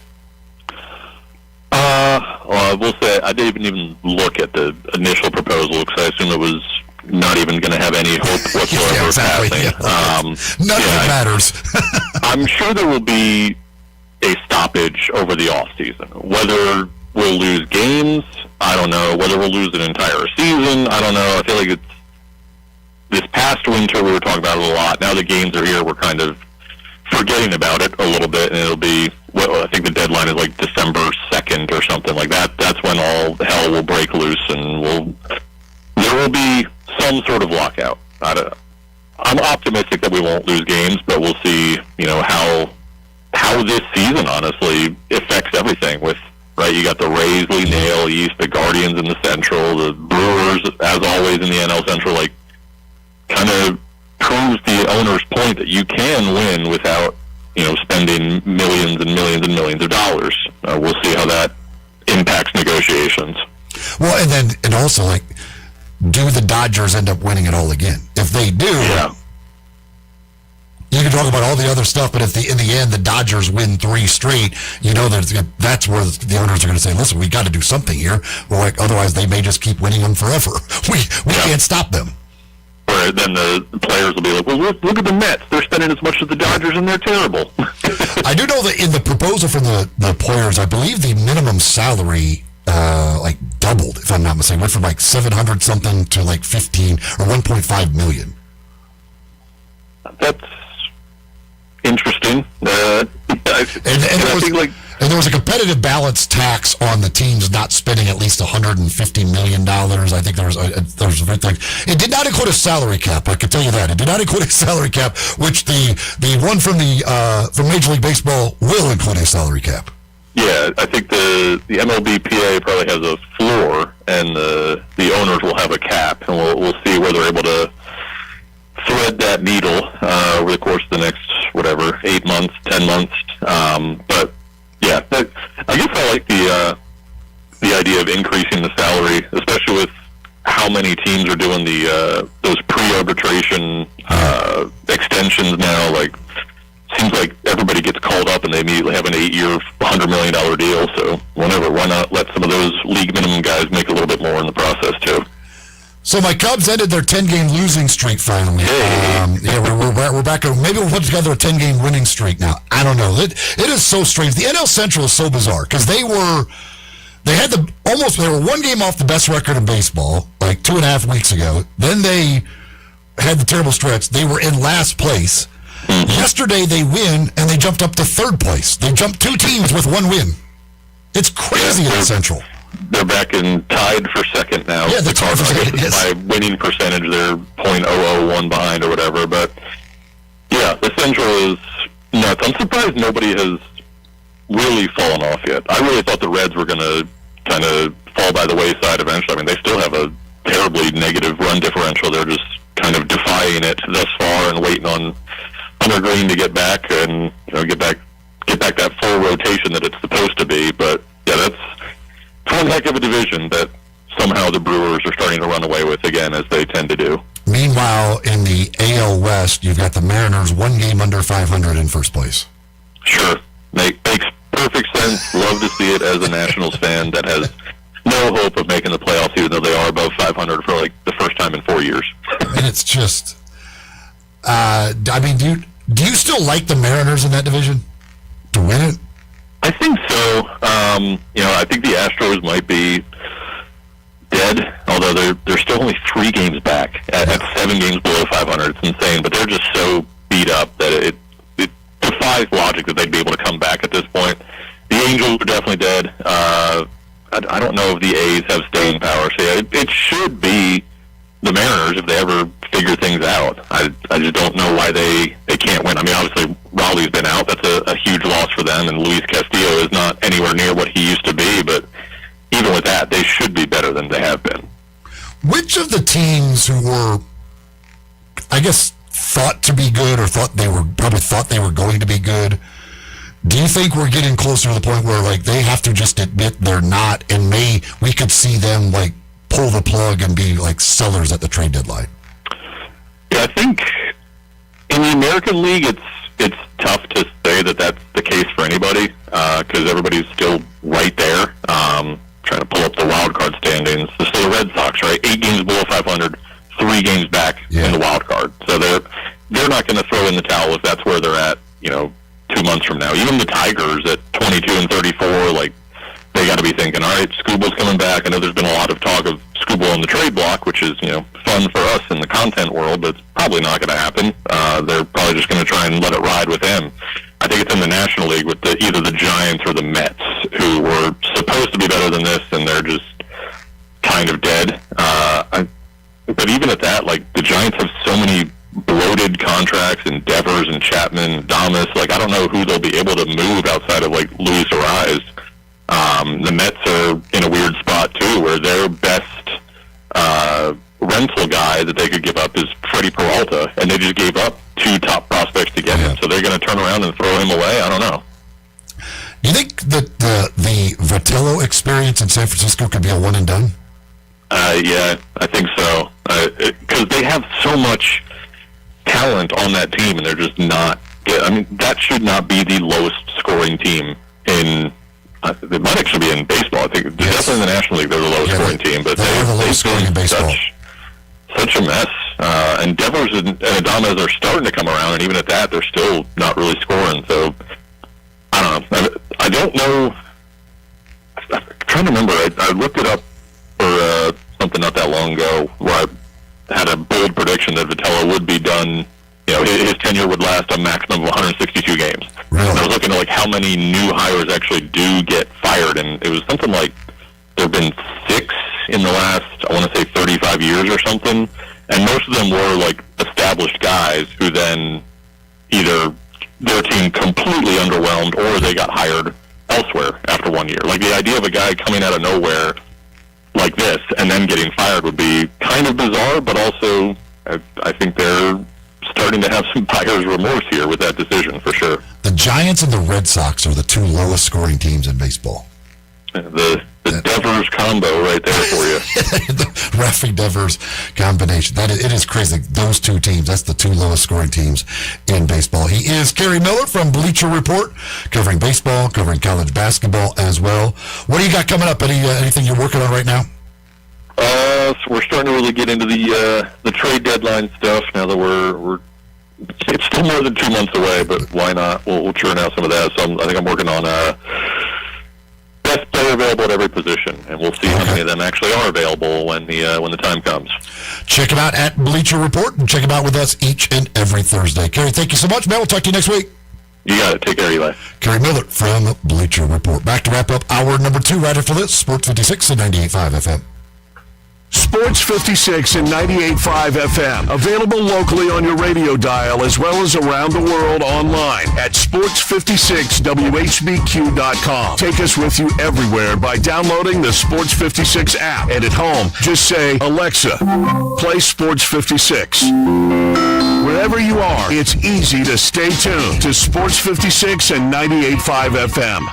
Since 1948, in the alley, the Rendezvous. I'm with John Burgess. John, what's going on in the Rendezvous? Brett, after 76 years, we've decided to expand our product line. Anyone who's tasted our ribs is familiar with our vinegar base. It's now available in a 32-ounce jar. It's so good to base or marinate all meats. I even put a little bit on turnip greens. Something we've been using at the restaurant or at our house has been the Greek seasoning. My father was a cook, but my mother was a chef, and she was the one that put Greek seasoning on everything from a Mediterranean diet or steak. My mom used it on soup, salad, veggies, fish, any meats. It's a great seasoning and a flavor enhancer. My brother Nick figured out salt and pepper is more than just McCormick's and Morton's. He's come up with a perfect blend we use to coat our shoulders and our brisket, and he used to make it for his friends as Christmas gifts, and they loved it. All these products are available at the Rendezvous or online for shipping as gifts and in many grocery stores. And if they're not in your favorite grocery store, ask your grocer to stock it. A beloved family affair and still going strong since 1948, the Rendezvous.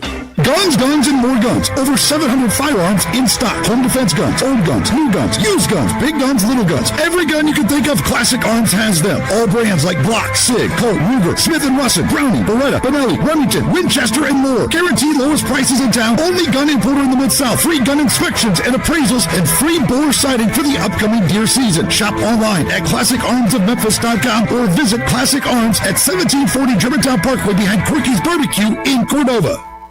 Hey everybody, I hope you're ready for summer because all the new Silverados are right here in Olive Branch at All-Star Chevrolet. No interest financing or $7,000 in cash. So go big with a brand new HD Silverado and make no payments all summer. No payments all summer with your new Trax, Colorado truck, or new Traverse with the third row seating because your good credit deserves it. And this is Military Appreciation Month and our friends at All-Star love our military. In May, get a $1,000 military appreciation bonus on almost every Chevy model here, 1,000. And if you want a barely driven certified Chevy or the hottest pre-owned Chevys on the market, All-Star is spot on. Tahoe, Suburbans, even Trailblazers. And for all your fleet and commercial vehicle needs, express cargo passenger vans and all, they're here. That's right, at All-Star Chevy because they're a top-rated business elite dealer. Together, let's drive. Don't miss the Ready for Summer event going on now in Olive Branch at All-Star Chevrolet or go to allstarautogroup.com. If wedding bells are in your future, you need an unforgettable engagement ring from a jeweler you can trust. And that's been James Gaddis Jewelers for over 60 years. With a huge selection and the best prices, James Gaddis is a master jeweler and diamondologist. Beautiful jewelry from James Gaddis is always the right choice. Choose from rings to earrings, necklaces to bracelets, and gemstones to watches. Layaway and financing available. James Gaddis Jewelers, 4900 Poplar, online at GaddisJewelers.com and Instagram at Gaddis Jewelers. Say I do at James Gaddis Jewelers.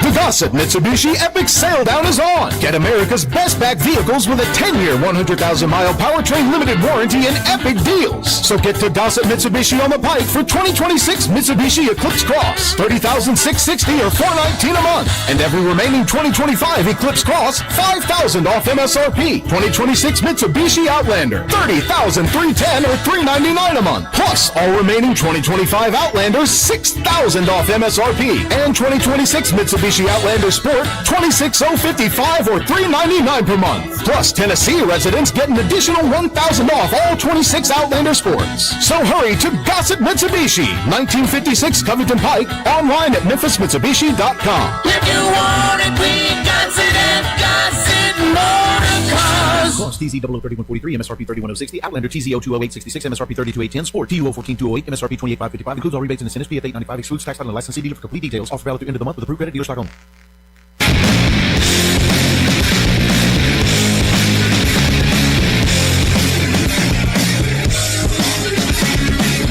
Now back to Sports 56 Mornings on Sports 56 and 98.5 FM. This hour is brought to you by James Gaddis Jewelers. To reveal the full spectrum of its dazzling color. Here once again, Greg Gaston and Eli Savoy. We'll talk a little more baseball. We'll talk college baseball with Brad Henderson, the color analyst for the Ole Miss broadcast, coming up to kick off our 9 o'clock hour as the regional play will get underway tomorrow in college baseball. A minor league baseball, I don't know if you saw this the other night, but one of the Dodgers' top prospects, Kendall George, got injured avoiding the bat dog for the Tulsa Drillers. Like he scored a run and he's head towards the dugout, and the dog was coming out of the dugout, and he like jumped to avoid the dog and injured himself. They thought it was going to be a serious injury at first, like he might be blown out like an ACL. Apparently, it's not that serious.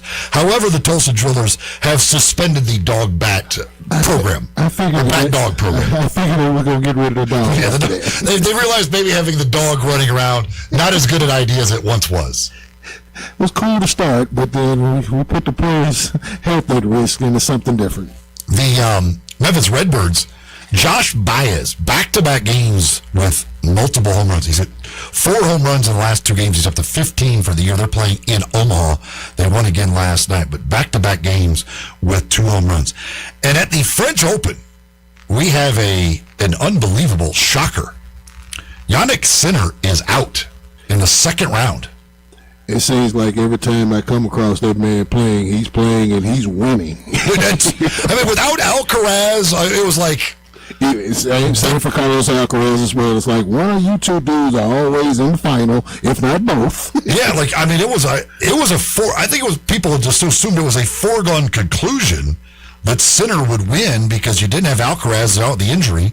Djokovic is old. Yeah. And Sinner was up 2-0 and then lost 7-5. He won 6-3, 6-2 the first 2 sets. He lost the third set 7-5, and then lost 6-1, 6-1.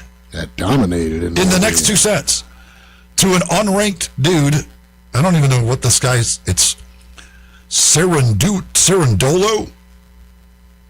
I can't even get his first name. What's his first name? I can't find his first name. I mean, what? That is unbelievable. That is crazy. Literally, there was a thing I was reading the other day, like literally, and I don't know what his odds were, but the whole thing was, it would be virtually impossible for Sinner not to win. Juan Manuel Cerundolo. Wow. 18 of 20 of the final 20 games. That is incredible.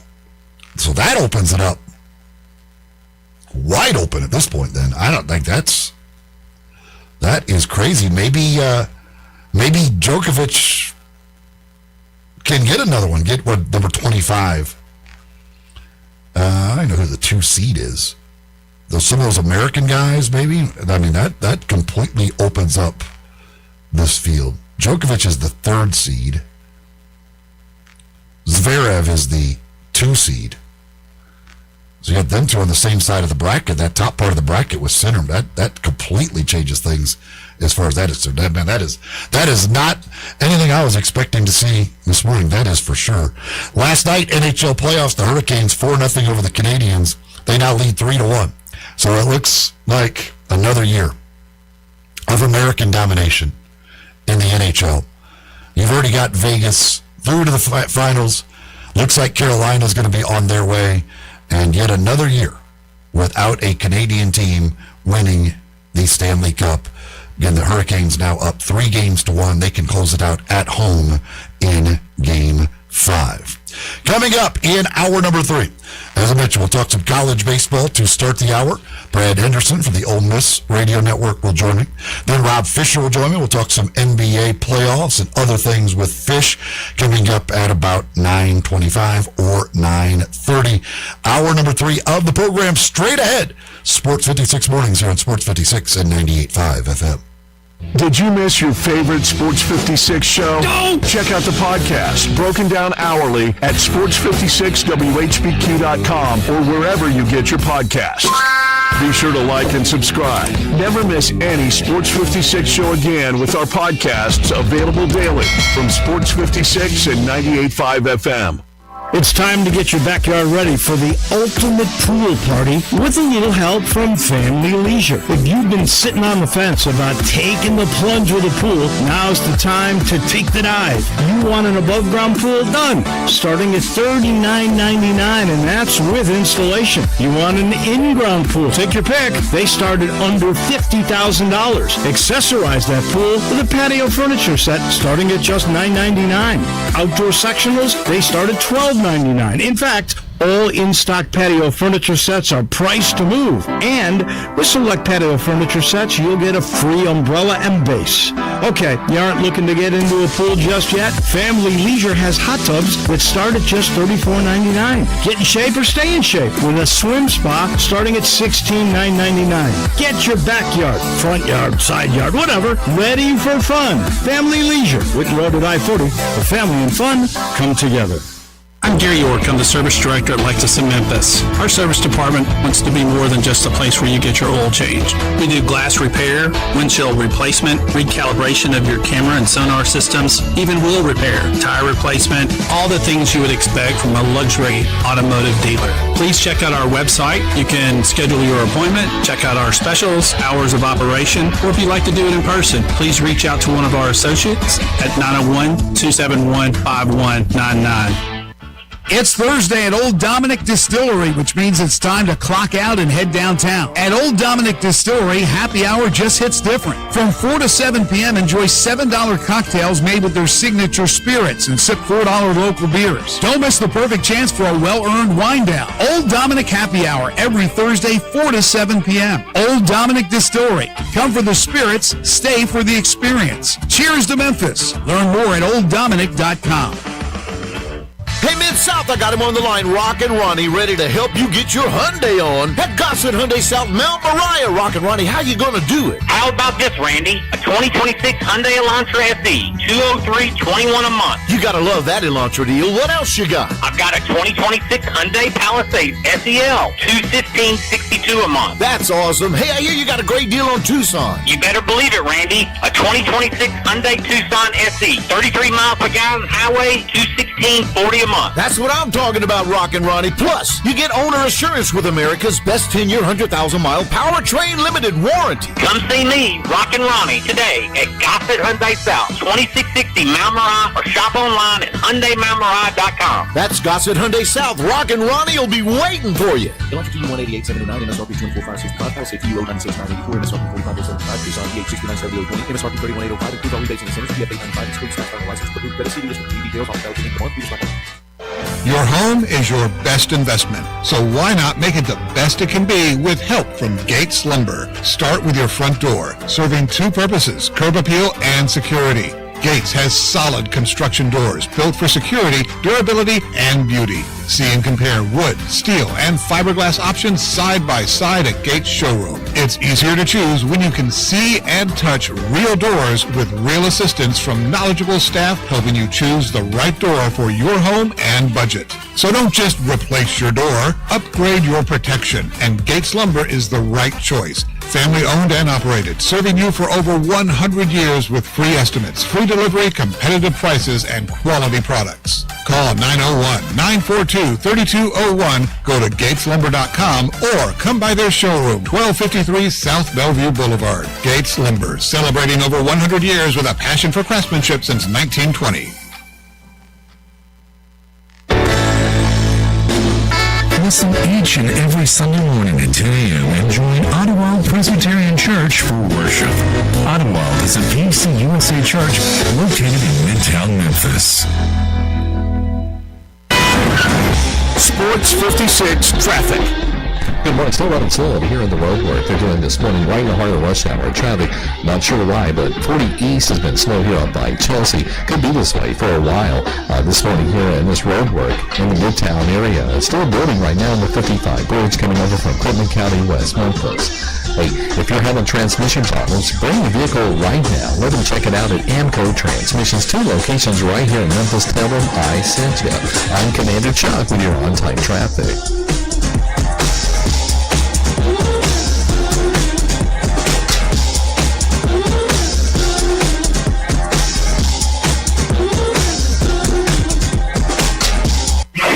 We are Sports 56, WHBQ Memphis, and W253DF Memphis with John Harden. Weekdays from 11 to 1. Now back to Sports 56 Mornings. On Sports 56 and 98.5 FM. Here once again, Greg Gaston and Eli Savoy. 9:03 the time, Family Leisure Studios. Welcome back into Sports 56 Mornings on this Thursday morning. Eli and Jay with you. No Greg today. We are live in the Family Leisure Studios where family and fun come together. That is Family Leisure, 2120 Witten Road. Got a lot of sunshine out there right now. Going to be some clouds as well. Chance of some rain and thunderstorms popping up at some point. Temperature is going to be in the mid-80s, very humid once again, same weather we've been saying, and we'll see if that rain pops up or where it pops up in the area coming up later today. Coming up here in hour number 3, just a moment, we'll talk some college baseball. Ole Miss in Lincoln, Nebraska for their regional. We'll talk about that with Brad Henderson for the Ole Miss Radio Network. Rob Fisher joins us at the bottom of the hour to talk a little Grizzlies, a little NBA playoffs, and who knows what else. Also get into still got to get into the guys who decided to withdraw from the NBA draft and head back to college for another year. Some big names that did that before the deadline last night. But as I mentioned, the Ole Miss Rebels, they are in Lincoln, Nebraska, where tomorrow night they will open up play in the NCAA Regionals as they will take on Arizona State. It's an 8 o'clock scheduled first pitch, 7:30 the pregame here on Sports 56 and 98.5 FM with David Kellum and Brad Henderson on the call. And Brad joins us now here on the program. Brad, what's going on, buddy? How's Lincoln, Nebraska? Yeah, Lincoln's good. My first trip to Lincoln, but had a chance to kind of drive around, walk around the facilities, and man, it's a beautiful place and a beautiful ballpark. I heard you guys talking about the weather, so I think we're going to kind of duck and dodge some of that as well up here. But yeah, looking forward to a big weekend. Nebraska, the number 1 seed, Ole Miss, the number 2 seed, Arizona State, the 3, South Dakota State, the 4 in that Lincoln Regional. What kind of baseball program has Nebraska had historically? Yeah, they've been really good. I mean, you can go all the way back to the mid to late '90s when Dave Van Horn was there. You know, he took that program to multiple College World Series championships, and you know, they've been down a little bit as of late. But man, boy, they've come out the gates this year and been really good. Won 32 ball games and went 23-7 in the Big Ten. So obviously they've hit on all cylinders this year. And deserving number 1 seed, and they'll be tough at home. Before we get into this regional, overall with the SEC, 12 teams get in, 5 of the top 8 seeds, although not 1 or 2. 2 other teams hosting. Then you got 4 2 seeds. Kentucky gets in when the last team's in as a 3 seed. Overall for the season, what kind of year you think it has been in the SEC? Yeah, again, I think obviously it's the premier league as far as baseball goes, and you know, Georgia just kind of ran away with it there at the end. They won 23 games as well, but the consistency. I was actually talking to a buddy of mine a while ago about Kentucky as a 3 seed. They got a guy named Jelkins who's as good as anybody in the country, right-handed pitcher. So you know they're going to make some noise in that regional. So it's just a gauntlet. You got to play well week in and week out. And really game in and game out. It's just the talent level and the resources that these teams have now. You've got to bring it every game. And so but the beauty of it is that's what prepares you for the postseason. Did you, after the loss to Missouri in the SEC tournament, is this kind of what you expected for Ole Miss, that they were going to be a 2 seed somewhere? Yes. I think we all knew that coming in at 15 and 15 into the tournament. And I personally think they would have had to win minimum 2 games, if not 3 games. And so I'm gonna stay positive with this. I think the rest has helped. And let some guys get their legs back under them, kind of hit the reset button, and we'll get it going late tomorrow night.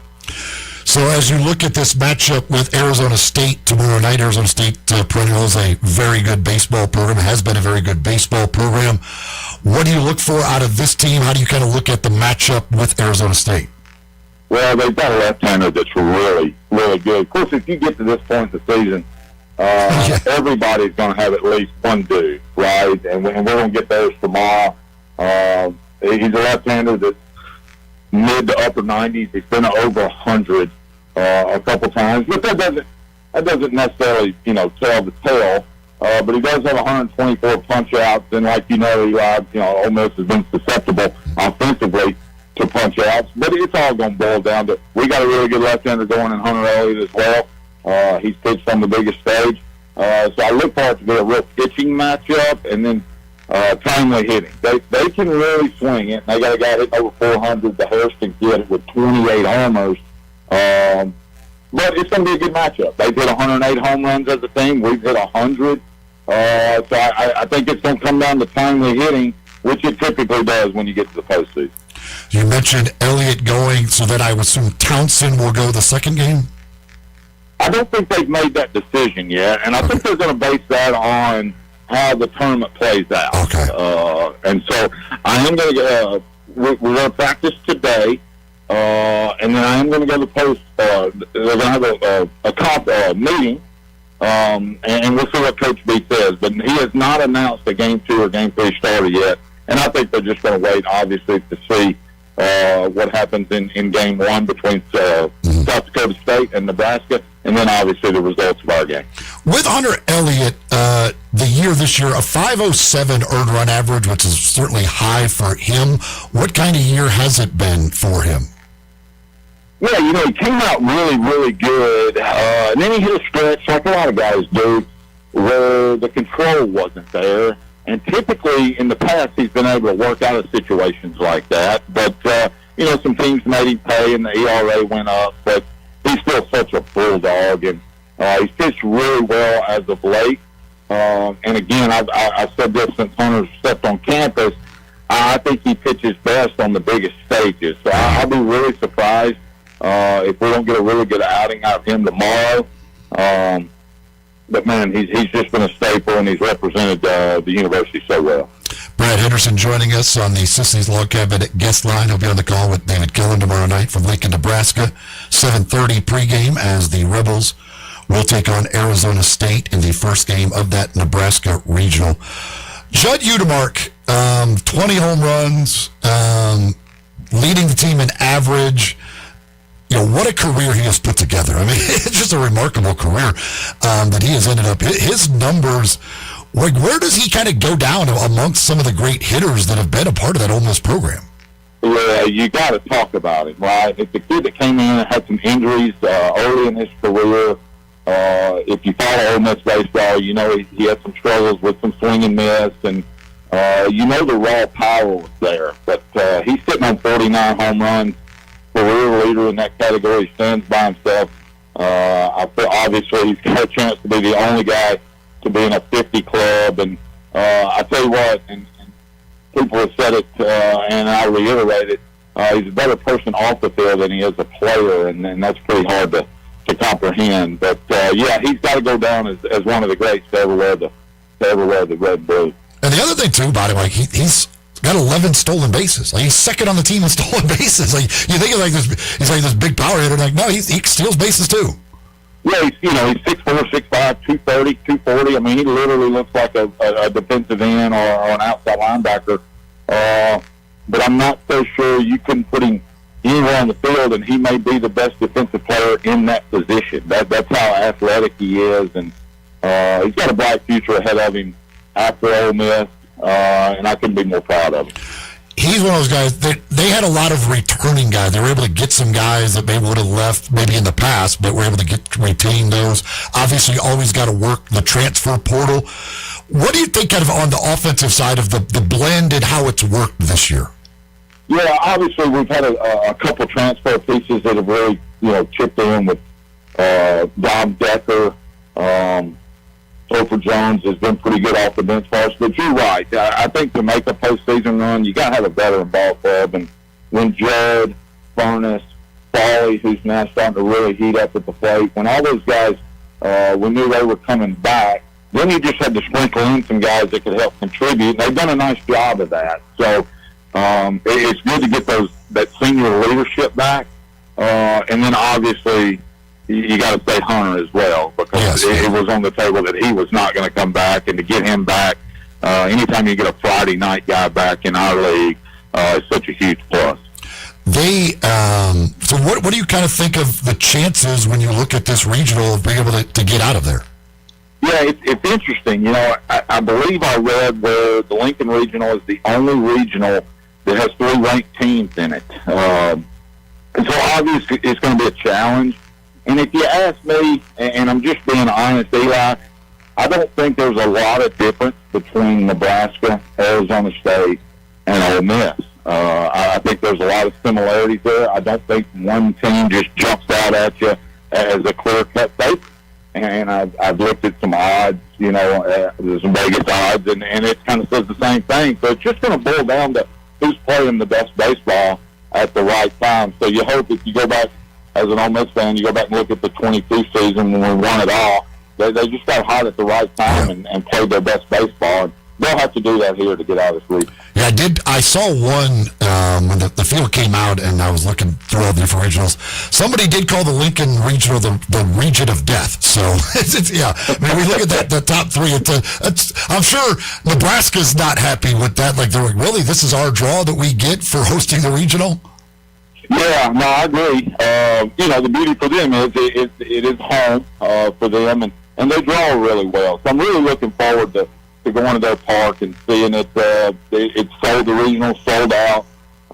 They'll have over 6,000 at every game, and so I think they're engaged. They're an engaged fan base. So it's one I can check off the list of getting to attend. So I'm looking forward to it, but ultimately, I'm looking forward to watching us play tomorrow at 8 o'clock. When you get into regional play, how important is it to win that first game? Well, I think it means everything. I don't know the numbers on how many teams lose game 1 and come back and win it. Ole Miss certainly almost accomplished that last year when they lost game 1 to Murray State. But then you saw Murray State go on that run, right? They go to Duke and win the Super Regional and ultimately end up in Omaha. It's extremely difficult just simply because the wear and tear on your pitching staff. It's hard to carry that out with those extra games trying to claw your way back in it. So I think tomorrow obviously gets you off on the right foot if you can get game 1 under your belt. I don't know how much you had a chance to look at the overall thing, but how many teams out of the SEC can you think that we might see in Omaha this year? Yeah, it wouldn't shock me if at least half the field, and I don't want to leave teams out. If the winner of this one's got to face the winner of the Auburn. I think Auburn's one of the most complete teams in the league. Clearly, Georgia, Texas, A&M's playing well. Alabama's had a tremendous year, and you can't count out Mississippi State. They're getting a Friday night guy back fully healthy in McPherson. But again, they've all got to play well. You got to pitch it well, you got to defend, and you got to get some timely hitting. But all those things I just mentioned, including Ole Miss, are uber talented. It is crazy. We talk about football and now what basketball's done, and baseball, the softball College World Series starts, and that's like a bunch of SEC teams. It's like an SEC invitational, even without Oklahoma making it, because Mississippi State's the team to beat them. It's amazing, just sport after sport, what the SEC does. But baseball, it has done it for a long time, and this is without Vanderbilt. Now Vanderbilt's not even in the regionals this year after 19 straight years. Yeah, you think about it, Vanderbilt and LSU. I mean, who would have seen what happened to LSU this year after winning the national championship 2 out of the last 3 years? But it just shows you've got to, number one, you got to have good players, right? You got to be able to go out and get them, and then they've got to perform. And but yeah, it's a gauntlet. It's obviously week in and week out. It's some of the best teams in the country, and I think even Tim Corbin said that earlier in the season that you're basically playing on a regional every single weekend, and so yeah, we're just hoping to keep the ride going. Just hoping we play well, and obviously it's going to have to start against a really good Arizona State team tomorrow. You mentioned that with LSU, and obviously we've seen that here recently where the defending champion doesn't make it. It happened to Ole Miss, it happened to Mississippi State, now it's happened to LSU. Is there any thought as to why you might see it, or is it just the fact that just the way it works? And again, when you're in the SEC, it's such a gauntlet that every year is a new year. Who knows what's going to happen? Well, I think it's both. I truly believe it's kind of an eye-opener for those teams that make those long runs, because if you're in Omaha like we were for 3 weeks, that's time away from recruiting. The portal opens up Monday. It'll be open for a month, and then there's another 2-week deal. So, I mean, you got 45 days of heavy recruiting.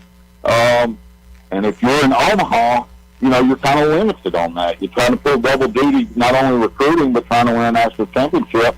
And, I think teams kind of fall off a little bit. And I think you saw it happen with all 3 of those teams. I don't think they were lazy or unlucky. I just think the timing of it, which I don't agree with, but the rules are the rules. They got caught in that and weren't able to capitalize on it, because they were obviously still playing late postseason baseball. So I think teams now have seen that and have learned to adjust to that, but I think that has a lot to do with it. Here's Brad Henderson. Again, you can listen to him and David Kellum on the call tomorrow night right here on Sports 56 and 98.5 FM. The Ole Miss Rebels opening up regional play against Arizona State. It will be at 8 o'clock first pitch, scheduled 8 o'clock first pitch. You never quite know, I guess, of these things. 7:30 will be the pregame, and they'll be on the call, and we'll have it right here for you on Sports 56. Brad, thank you as always. Good luck and enjoy Lincoln. Yeah, I appreciate it, Eli. Thank you. Thank you. Brad Henderson joining us. The other action tomorrow with regional play from teams around the SEC. Tennessee will play East Carolina. That is an 11 a.m. game tomorrow in that one, and that game is being played in the Chapel Hill Regional. Kentucky also plays at 11 a.m. That'll be against Wake Forest in the Morgantown Regional. At noon, it will be Auburn. They take on Milwaukee. Auburn, the number 4 overall seed, is hosting. It will be Texas at noon, taking on Holy Cross. Texas, the number 6 overall seed, hosting that one. Also at noon, Florida, the number 8 seed, takes on Rider. The 14th seed, Mississippi State, hosting down in Starkville. They'll play at 1 o'clock tomorrow against Lipscomb in their first game. The 12th seed, Texas A&M, will play at 3 o'clock. They're hosting. They take on Lamar. It'll be Oklahoma in the Georgia Tech Regional taking on the Citadel. That's a 4 o'clock game. Arkansas opens up play against Missouri State. They're playing at Kansas in the Lawrence Regional. That'll be a 5 o'clock game tomorrow as they open up their play. Number 3 overall seed Georgia hosting. They will take on Long Island University in their first game. That's a 6 o'clock game tomorrow. Alabama will play at 6 o'clock as well. They're the number 7 overall seed. They're hosting. They take on Alabama State in their first game. And then, as we mentioned, Ole Miss, final game of the day for the SEC. 8 o'clock tomorrow night against Arizona State right here on Sports 56. Those games will be televised. Some will be on ESPN2. You got some on the SEC Network, some on ESPNU, some that just on ESPN Plus. In the Ole Miss game, not only can you watch it, but you can listen to it right here on Sports 56 and 98.5 FM. If you've got to move, if you're looking to move, you're moving into a new home, maybe a new office, any kind of move, anywhere. Maybe it's across town, maybe it's across country. Well, regardless, it's a stressful time, and you don't want to try and do that all yourself. You want to make sure you get the professionals, the experts to take care of that for you. Give the folks at Black Tie Moving a call, 901-316-6196, or go to blacktiemoving.com/Memphis and talk to the professionals. They'll work with you to come up with a plan for your move, fitting your needs, fitting your budget, give you no obligation quote up front. They will take care of you. They'll take care of your belongings. Make sure that it goes as smoothly as it possibly can. They're the professionals for a reason. You don't want to ask your lazy friends to help you. Get the professionals to take care of that move for you. Talk to the professionals from Black Tie Moving.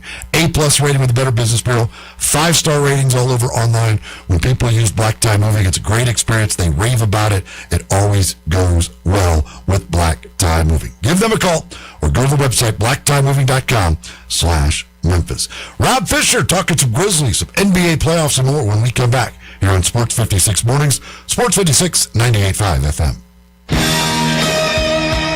Add a little fun to your lunch break.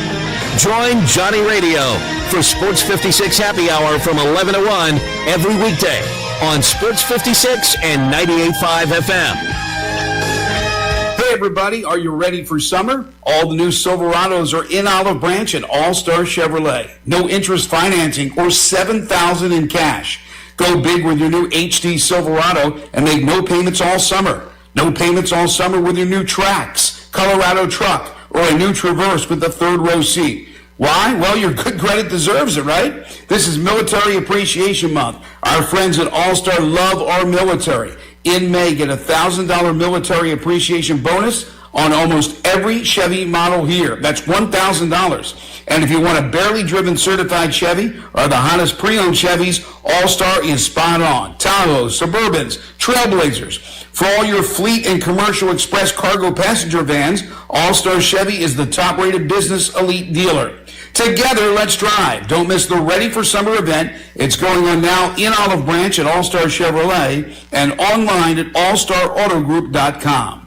So you need to sell your house? I have the solution. Call 901-406-1101. That's 901-406-1101. Call my buddy Bill and I buy houses. Any house, any area, as is. It's literally as simple as that. Just pick up your phone.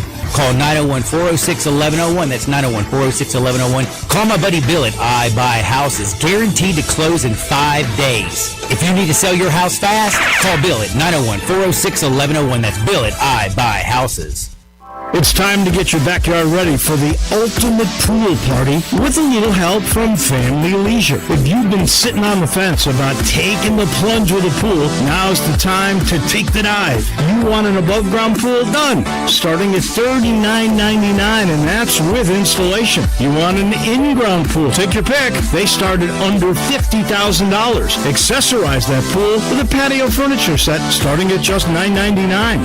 Outdoor sectionals? They start at $12.99. In fact, all in-stock patio furniture sets are priced to move. And with select patio furniture sets, you'll get a free umbrella and base. Okay, you aren't looking to get into a pool just yet? Family Leisure has hot tubs that start at just $34.99. Get in shape or stay in shape with a swim spa starting at $16,999. Get your backyard, front yard, side yard, whatever, ready for fun. Family Leisure, Whitney Road at I-40. The family and fun come together.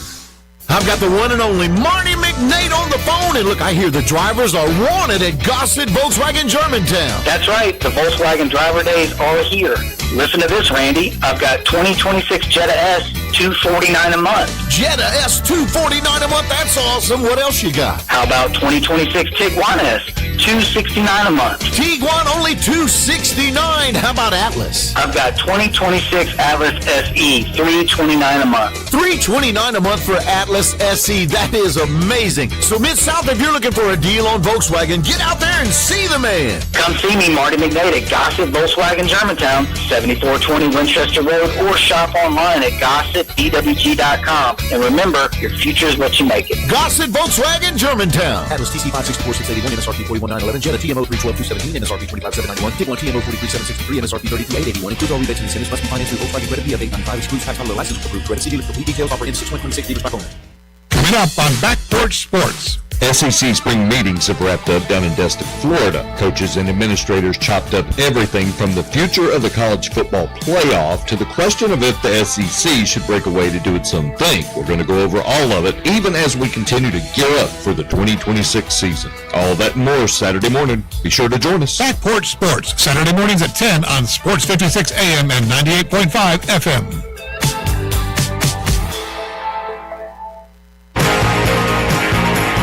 Now back to Sports 56 Mornings. Good morning. On Sports 56 and 98.5 FM. Here once again, Greg Gaston and Eli Savoy. Welcome back, 9:27 the time in the Family Leisure Studios. Talk about the schedules for tomorrow for the college baseball regionals. The Women's College World Series gets underway today. You got 5 of the 8 teams are from the SEC. First game will be Mississippi State, Texas Tech. That's at 11 a.m. Tennessee and Texas at an all-SEC battle will follow. Tonight, Alabama, the number 1 team, takes on UCLA, and then it's Arkansas against Nebraska, the final game of the day at the Women's College World Series. We'll always enjoy having our buddy Rob Fisher, Grizzlies sideline reporter, also, of course, does stuff with Grind City Media. You can follow him on Twitter at TheFishNation. He is nice enough to join us once again this morning. Fish, what's up? Good morning, Eli. How are you? I'm good. I know you're getting ready for one of my favorite events, the Italian Fest. Hopefully the weather cooperates this weekend, but getting underway tonight over there in East Memphis. Always love that event, and I look forward to seeing you out there.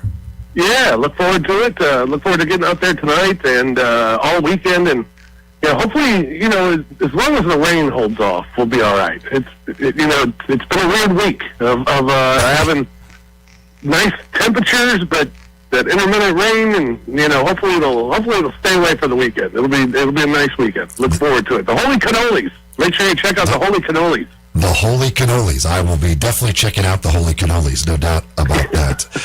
Well, Fish, we're going to talk a lot of different things from NBA playoff, Grizzlies, all the various things. Who knows what we'll get into with you? But we haven't had you on, obviously, since the tragic news, and as a guy who travels with the team, who interviews these guys after games and everything else, your kind of thoughts, your memories, what you think of, and when you think of Brandon Clark. What everybody else has said. Just a super kid. A guy who we've seen grow up with the Grizzlies, and always with a smile on his face, always asks how you're doing, and he was a guy that I enjoyed being around, even when he was injured. He always would come out during the introductions of the team, and he'd come by and he'd shake my hand and ask how I'm doing, and I'm good. How are you? And he's like, I'm getting by, and it was a rough few years for Brandon, and obviously, and it's weird with it happening in the off season. You're away from these guys, and you're not around them every day, and it's still been kind of hard to process what's happened. I think once we get to October and he's just not around, I think it'll hit even more. So, but a great guy, and always a smile on his face, and a great teammate. And everybody loved having him around, and everybody loved being around him, and he always had a smile on his face, and he'll definitely be missed. No doubt about that. Such tragic news. It just came out of nowhere, and that is for sure as far as that one is concerned. Yeah. We haven't had you on since the draft lottery, and the Grizzlies with the 3rd pick. So are you in the Cameron Boozer camp? Are you in the Caleb Wilson camp? Are you in the we hope Darren Peterson falls to 3 camp? How do you look at things with that 3rd pick? I've been in the Boozer camp for a few months.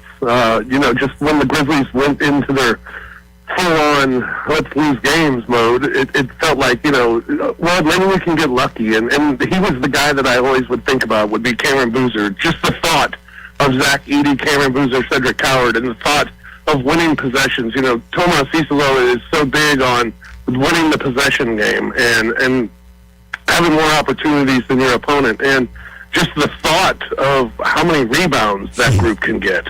They'll get everything. And I've been on the Cam Boozer train, and once the lottery was announced and the Grizzlies came up number 3, I was excited about it. I was excited that Boozer was the guy, and then within about 48 hours, people are trying to talk me into Caleb Wilson, and people are talking me into Darren Peterson, and I'm like, wait a second now, this is getting a lot more difficult than I had thought. But I'm still on the Boozer camp. I'm still at number 3. I think you're going to get Cameron Boozer. If for some reason Cameron Boozer were to go 2 or go 1, then I'm fine with whoever would be left over. Who are the pieces left over? Darren Peterson would be great. Caleb Wilson would be fine. I'd be happy with any of them. But I think the Grizzlies are going to get a player that's going to make a difference and a player that can make a huge impact right away, and that's exciting. That's the thing that we've talked about a lot. With the fact that they did move up and got to 3, you feel like regardless of who it is, because it's going to be one of those 4, and you feel like those 4 guys are almost bust proof. Like you just feel like it. I mean, I look at all 4, Mike. I don't know that you can possibly go wrong with any one of them. Exactly, and I think that was the excitement of 3. I mean, would you like to have gotten 2? I guess it makes the decision maybe more difficult. I think 3 is easy. Whoever's to me, it's among those top 3. Being in the 3rd pick for the Grizzlies, it's among those top 3 of Peterson, Debanza, and Boozer. So you're gonna get one of the 3, and I'm cool with any of them. But I think the Boozer thing just makes a lot of sense. It fits what the other teams would be looking for and what the Grizzlies need. And you always ask the question of, are you going for need or are you going for best player available? And I think Boozer is a guy that would fit both for the Grizzlies at this point. So I'm still stuck on Boozer at 3. If it were to change, I'm fine with it because I think the Grizzlies, yeah, you're right. You're going to get one of those 4 guys, and you're going to get one of those guys that could be a great player for years and years to come. Rob Fisher joining us on the Sissy's Log Cabin guest line. Are you did you feel like, I think a lot of people that just because of the history of Zach Kleiman and everything else, that there's a good chance they're not actually going to pick at 16 and 32. Like something will happen that they'll move one way or another to get somebody, and we'll have to wait and see what plays out after they make the number 3 pick.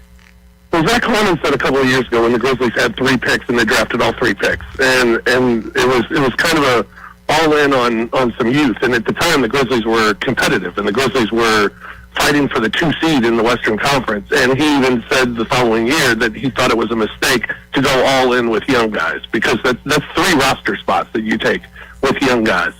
I don't imagine the Grizzlies want to take 3 more roster spots. Plus, the Grizzlies in the past have been very aggressive on making moves and moving up in the draft. So I expect them to take the pick at number 3. I don't expect them to take the pick at 16 or 32 for that matter. I think the Grizzlies will be aggressive in trying to move those picks and maybe move up, maybe move to get a player. But yeah, I mean, I don't think there's any reason not to think the Grizzlies will move those picks because of what they've done in the past. Assuming, again, we all assume Ja is going to be gone.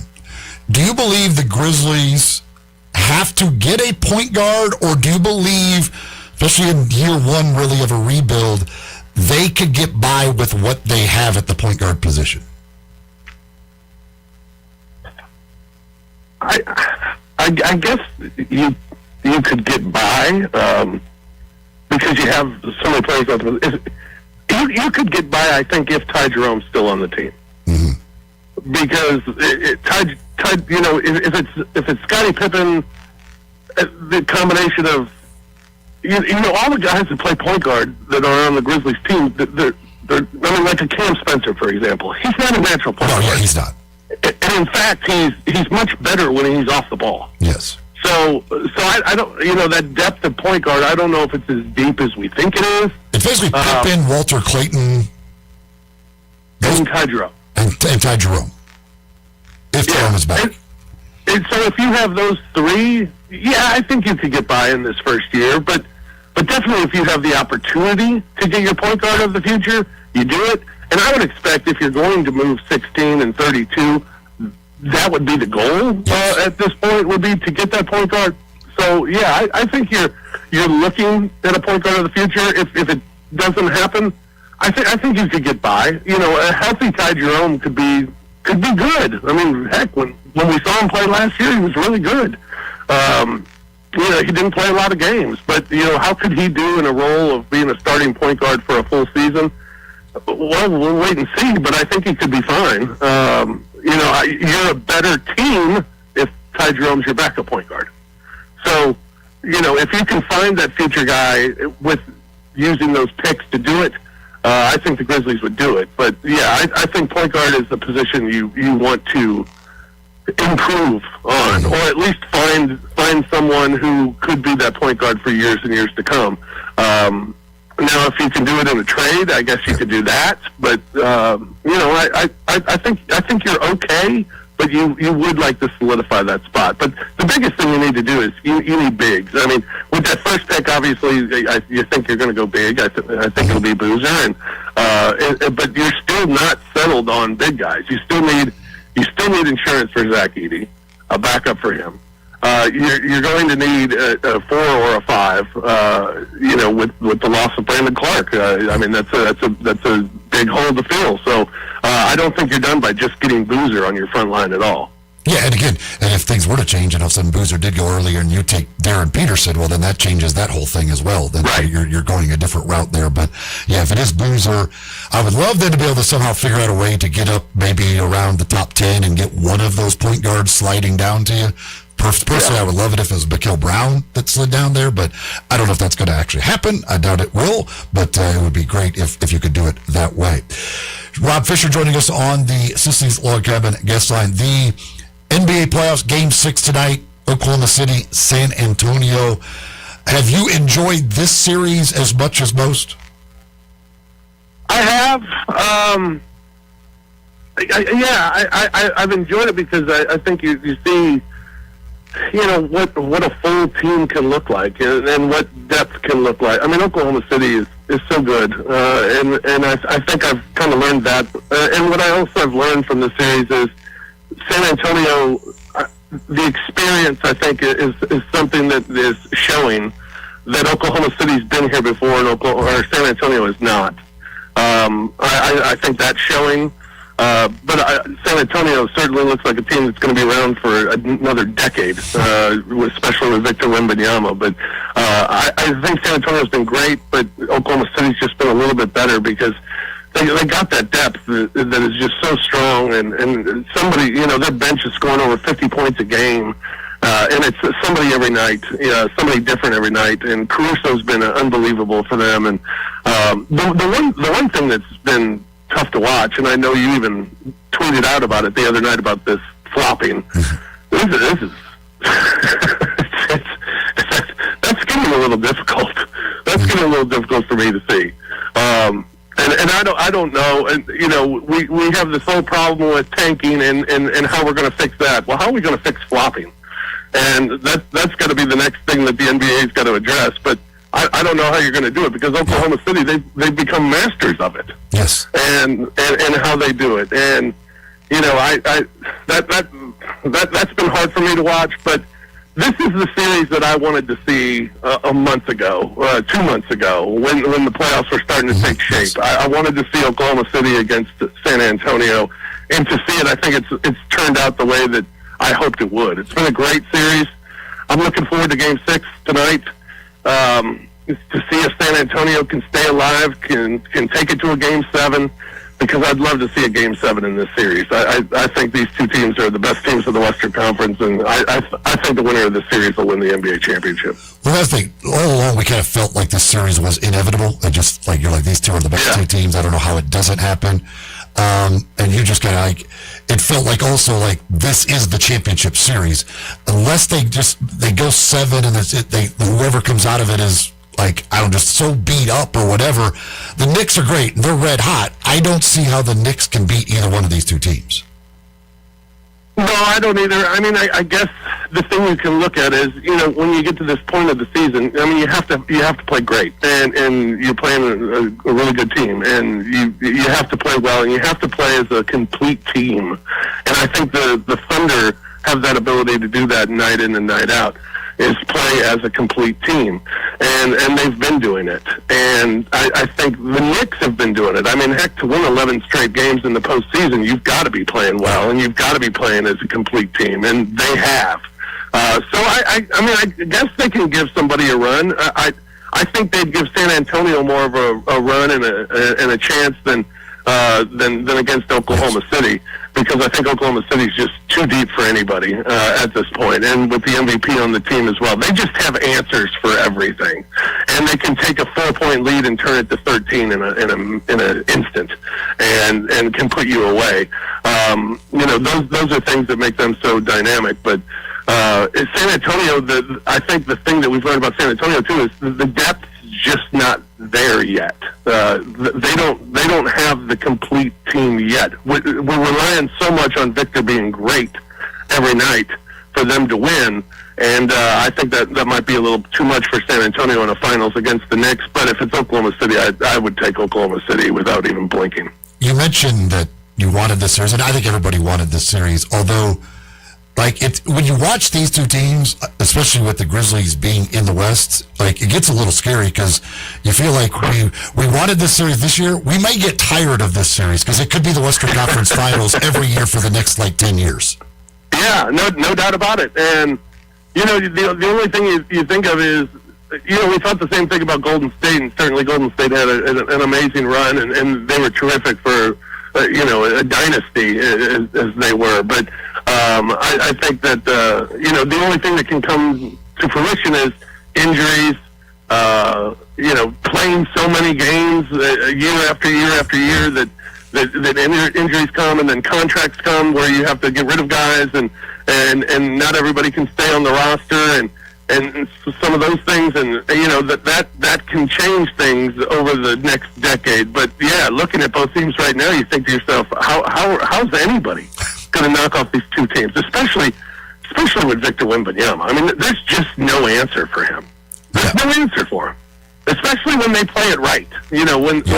When he's down low and plays in the post and gets the ball, I mean, there's no answer. There's nothing you can do. And Oklahoma City's done a heck of a job trying to stop him, but he's going to be a problem for a long time to come. And that's the thing, and it's not necessarily the Spurs as much as Oklahoma City. The difference between them and Golden State didn't have all of the assets that Oklahoma City has to continue to restock the team with all these draft picks and everything else going forward. Like them, you just look at it and go, they can let this guy go because they'll just replace him with this guy, or they can trade some of their draft picks to get another guy, or they'll they've got, again, the last 2 first-round draft picks are just not even playing, and then you've got 2 more first-round draft picks this year that are in the top 17. They've just got this ability to completely continue to restock the roster with these role players, and they do such a great job of drafting those guys. It's hard to see them not being great right now. Well, and the moves that they've made have been terrific. I mean, they just find guys that fit what they do, and find guys that fit their role, and they have a coach who I think defines roles, and a coach that has everybody on the same page as far as what the goal is for the team. I mean, there are no egos with that team, and I think they've just found the right guys to fit spots. And you're right, with the depth that they have, at some point they're going to have to pay some guys, or they can let them go and use those assets to just replace them and plug and play and get another guy that fits that role, and another guy that fits what they do. And they've shown the ability to do that, at least over the last handful of years. And with the assets that they have, they certainly have the ability to do that over the next handful of years. So, yeah, it's going to be interesting to see how long they can keep this up and how long they can keep going. And it's unfortunate because I really can't stand Oklahoma City fans. I knew that was coming. On the other night, like I said, the other night it's just you see Victor Wembanyama, And then you see Stephon Castle, who could end up being one of the best players in the league. Like that dude, a two-way player, like he could be. And then you're just like, okay, just dealing with Wembanyama, and if he's got a guy like Castle and who continues to get better, like then you're like, I don't know what happens. We just need the Grizzlies, maybe with the realignment, with the expansion, maybe the Grizzlies will get lucky and they will push them to the East because the West looks scary in the near future. That is for sure. He is Rob Fisher, Grizzlies sideline reporter, of course, during the season. You can also check him out on Grind City Media as well. And he'll be out at Italian Fest with the Holy Cannolis, and looking forward to getting out there and seeing you this weekend, Fish. Always appreciate it, man. We'll talk to you very soon out there. Sounds good, Eli. Thanks, man. Thank you. Rob Fisher joining us here on the program. All right, we're going to take a final break. When we come back, who's heading back to college? Who are the guys, the big names that withdrew their name from the NBA draft? There are some good ones. Some that are going back to where they were. One notable one that has already made his decision on a transfer, and then there's a guy out there that's going to be bid very heavily on here going forward. We'll tell you about that when we come back to wrap things up here on Sports 56 Mornings, Sports 56 98.5 FM. Join the voice of the Tigers, Dave Woloshin, for Wolo and Friends.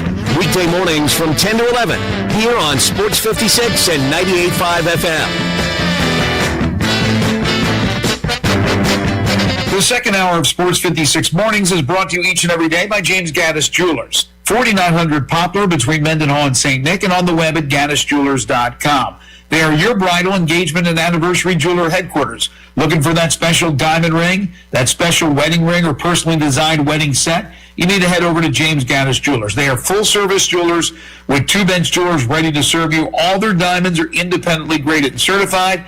They know there's a lot of competition, so they make sure there's a price point to suit everyone's budget. Perhaps you're looking for that special watch, custom-made jewelry of all types, gemstones, bracelets, necklaces, earrings, pendants.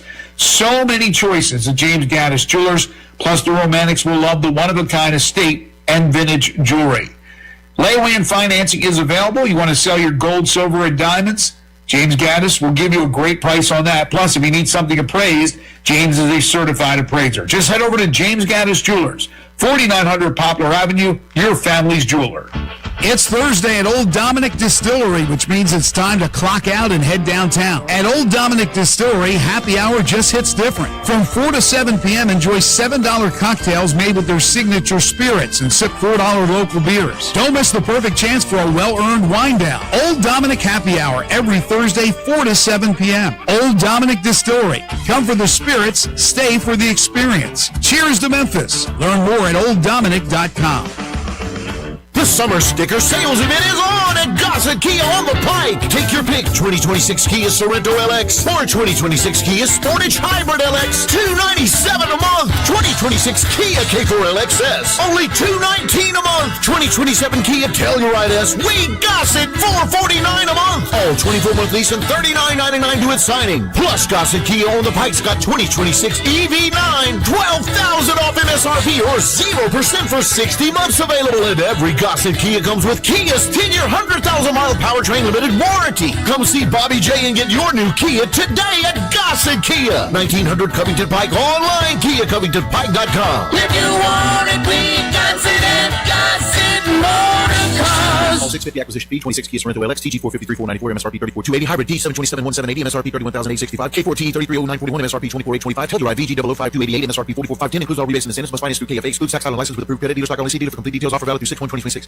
All 650 acquisition fee, 26 Kia Sorento LX, TG 453,494, MSRP 34,280, hybrid D 727,170, MSRP 31,865, K4T 330941, MSRP 24,825, Telluride VG 005,288, MSRP 44,510, includes all rebates and incentives, must finance through KFA, excludes tax title license with approved credit, dealer stock only, see dealer for complete details, offer valid through 6/1/2026. Hey, Jeff Allen, I hear you got the summer sticker sales event on now at Gossett Kia South Mount Moriah. What's the scoop, Jeff? The scoop is take your pick, 2026 Kia Sorento LX or a 2026 Kia Sportage Hybrid LX, $297 a month. 2026 Kia K4 LXS, $219 per month. And a 2027 Kia Telluride S, $449 per month. All 24-month lease and $39.99 due at signing. Plus, you've got the 2026 EV9, $12,000 $1,000 off MSRP or 0% for 60 months available, and they're all equipped with Kia's 10-year, 100,000-mile powertrain limited warranty. So whether you live in Horn Lake, South Haven, Olive Branch, or Memphis, you'll be happy at Gossett Kia on Mount Moriah. Now back to Sports 56 Mornings. Good morning! On Sports 56 and 98.5 FM. Here once again, Greg Gaston and Eli Savoy. So last night at midnight was the deadline for players to withdraw from the NBA draft to maintain their college eligibility without having to sue for it. And some big names did make that decision. Good news for Arkansas, Billy Richmond.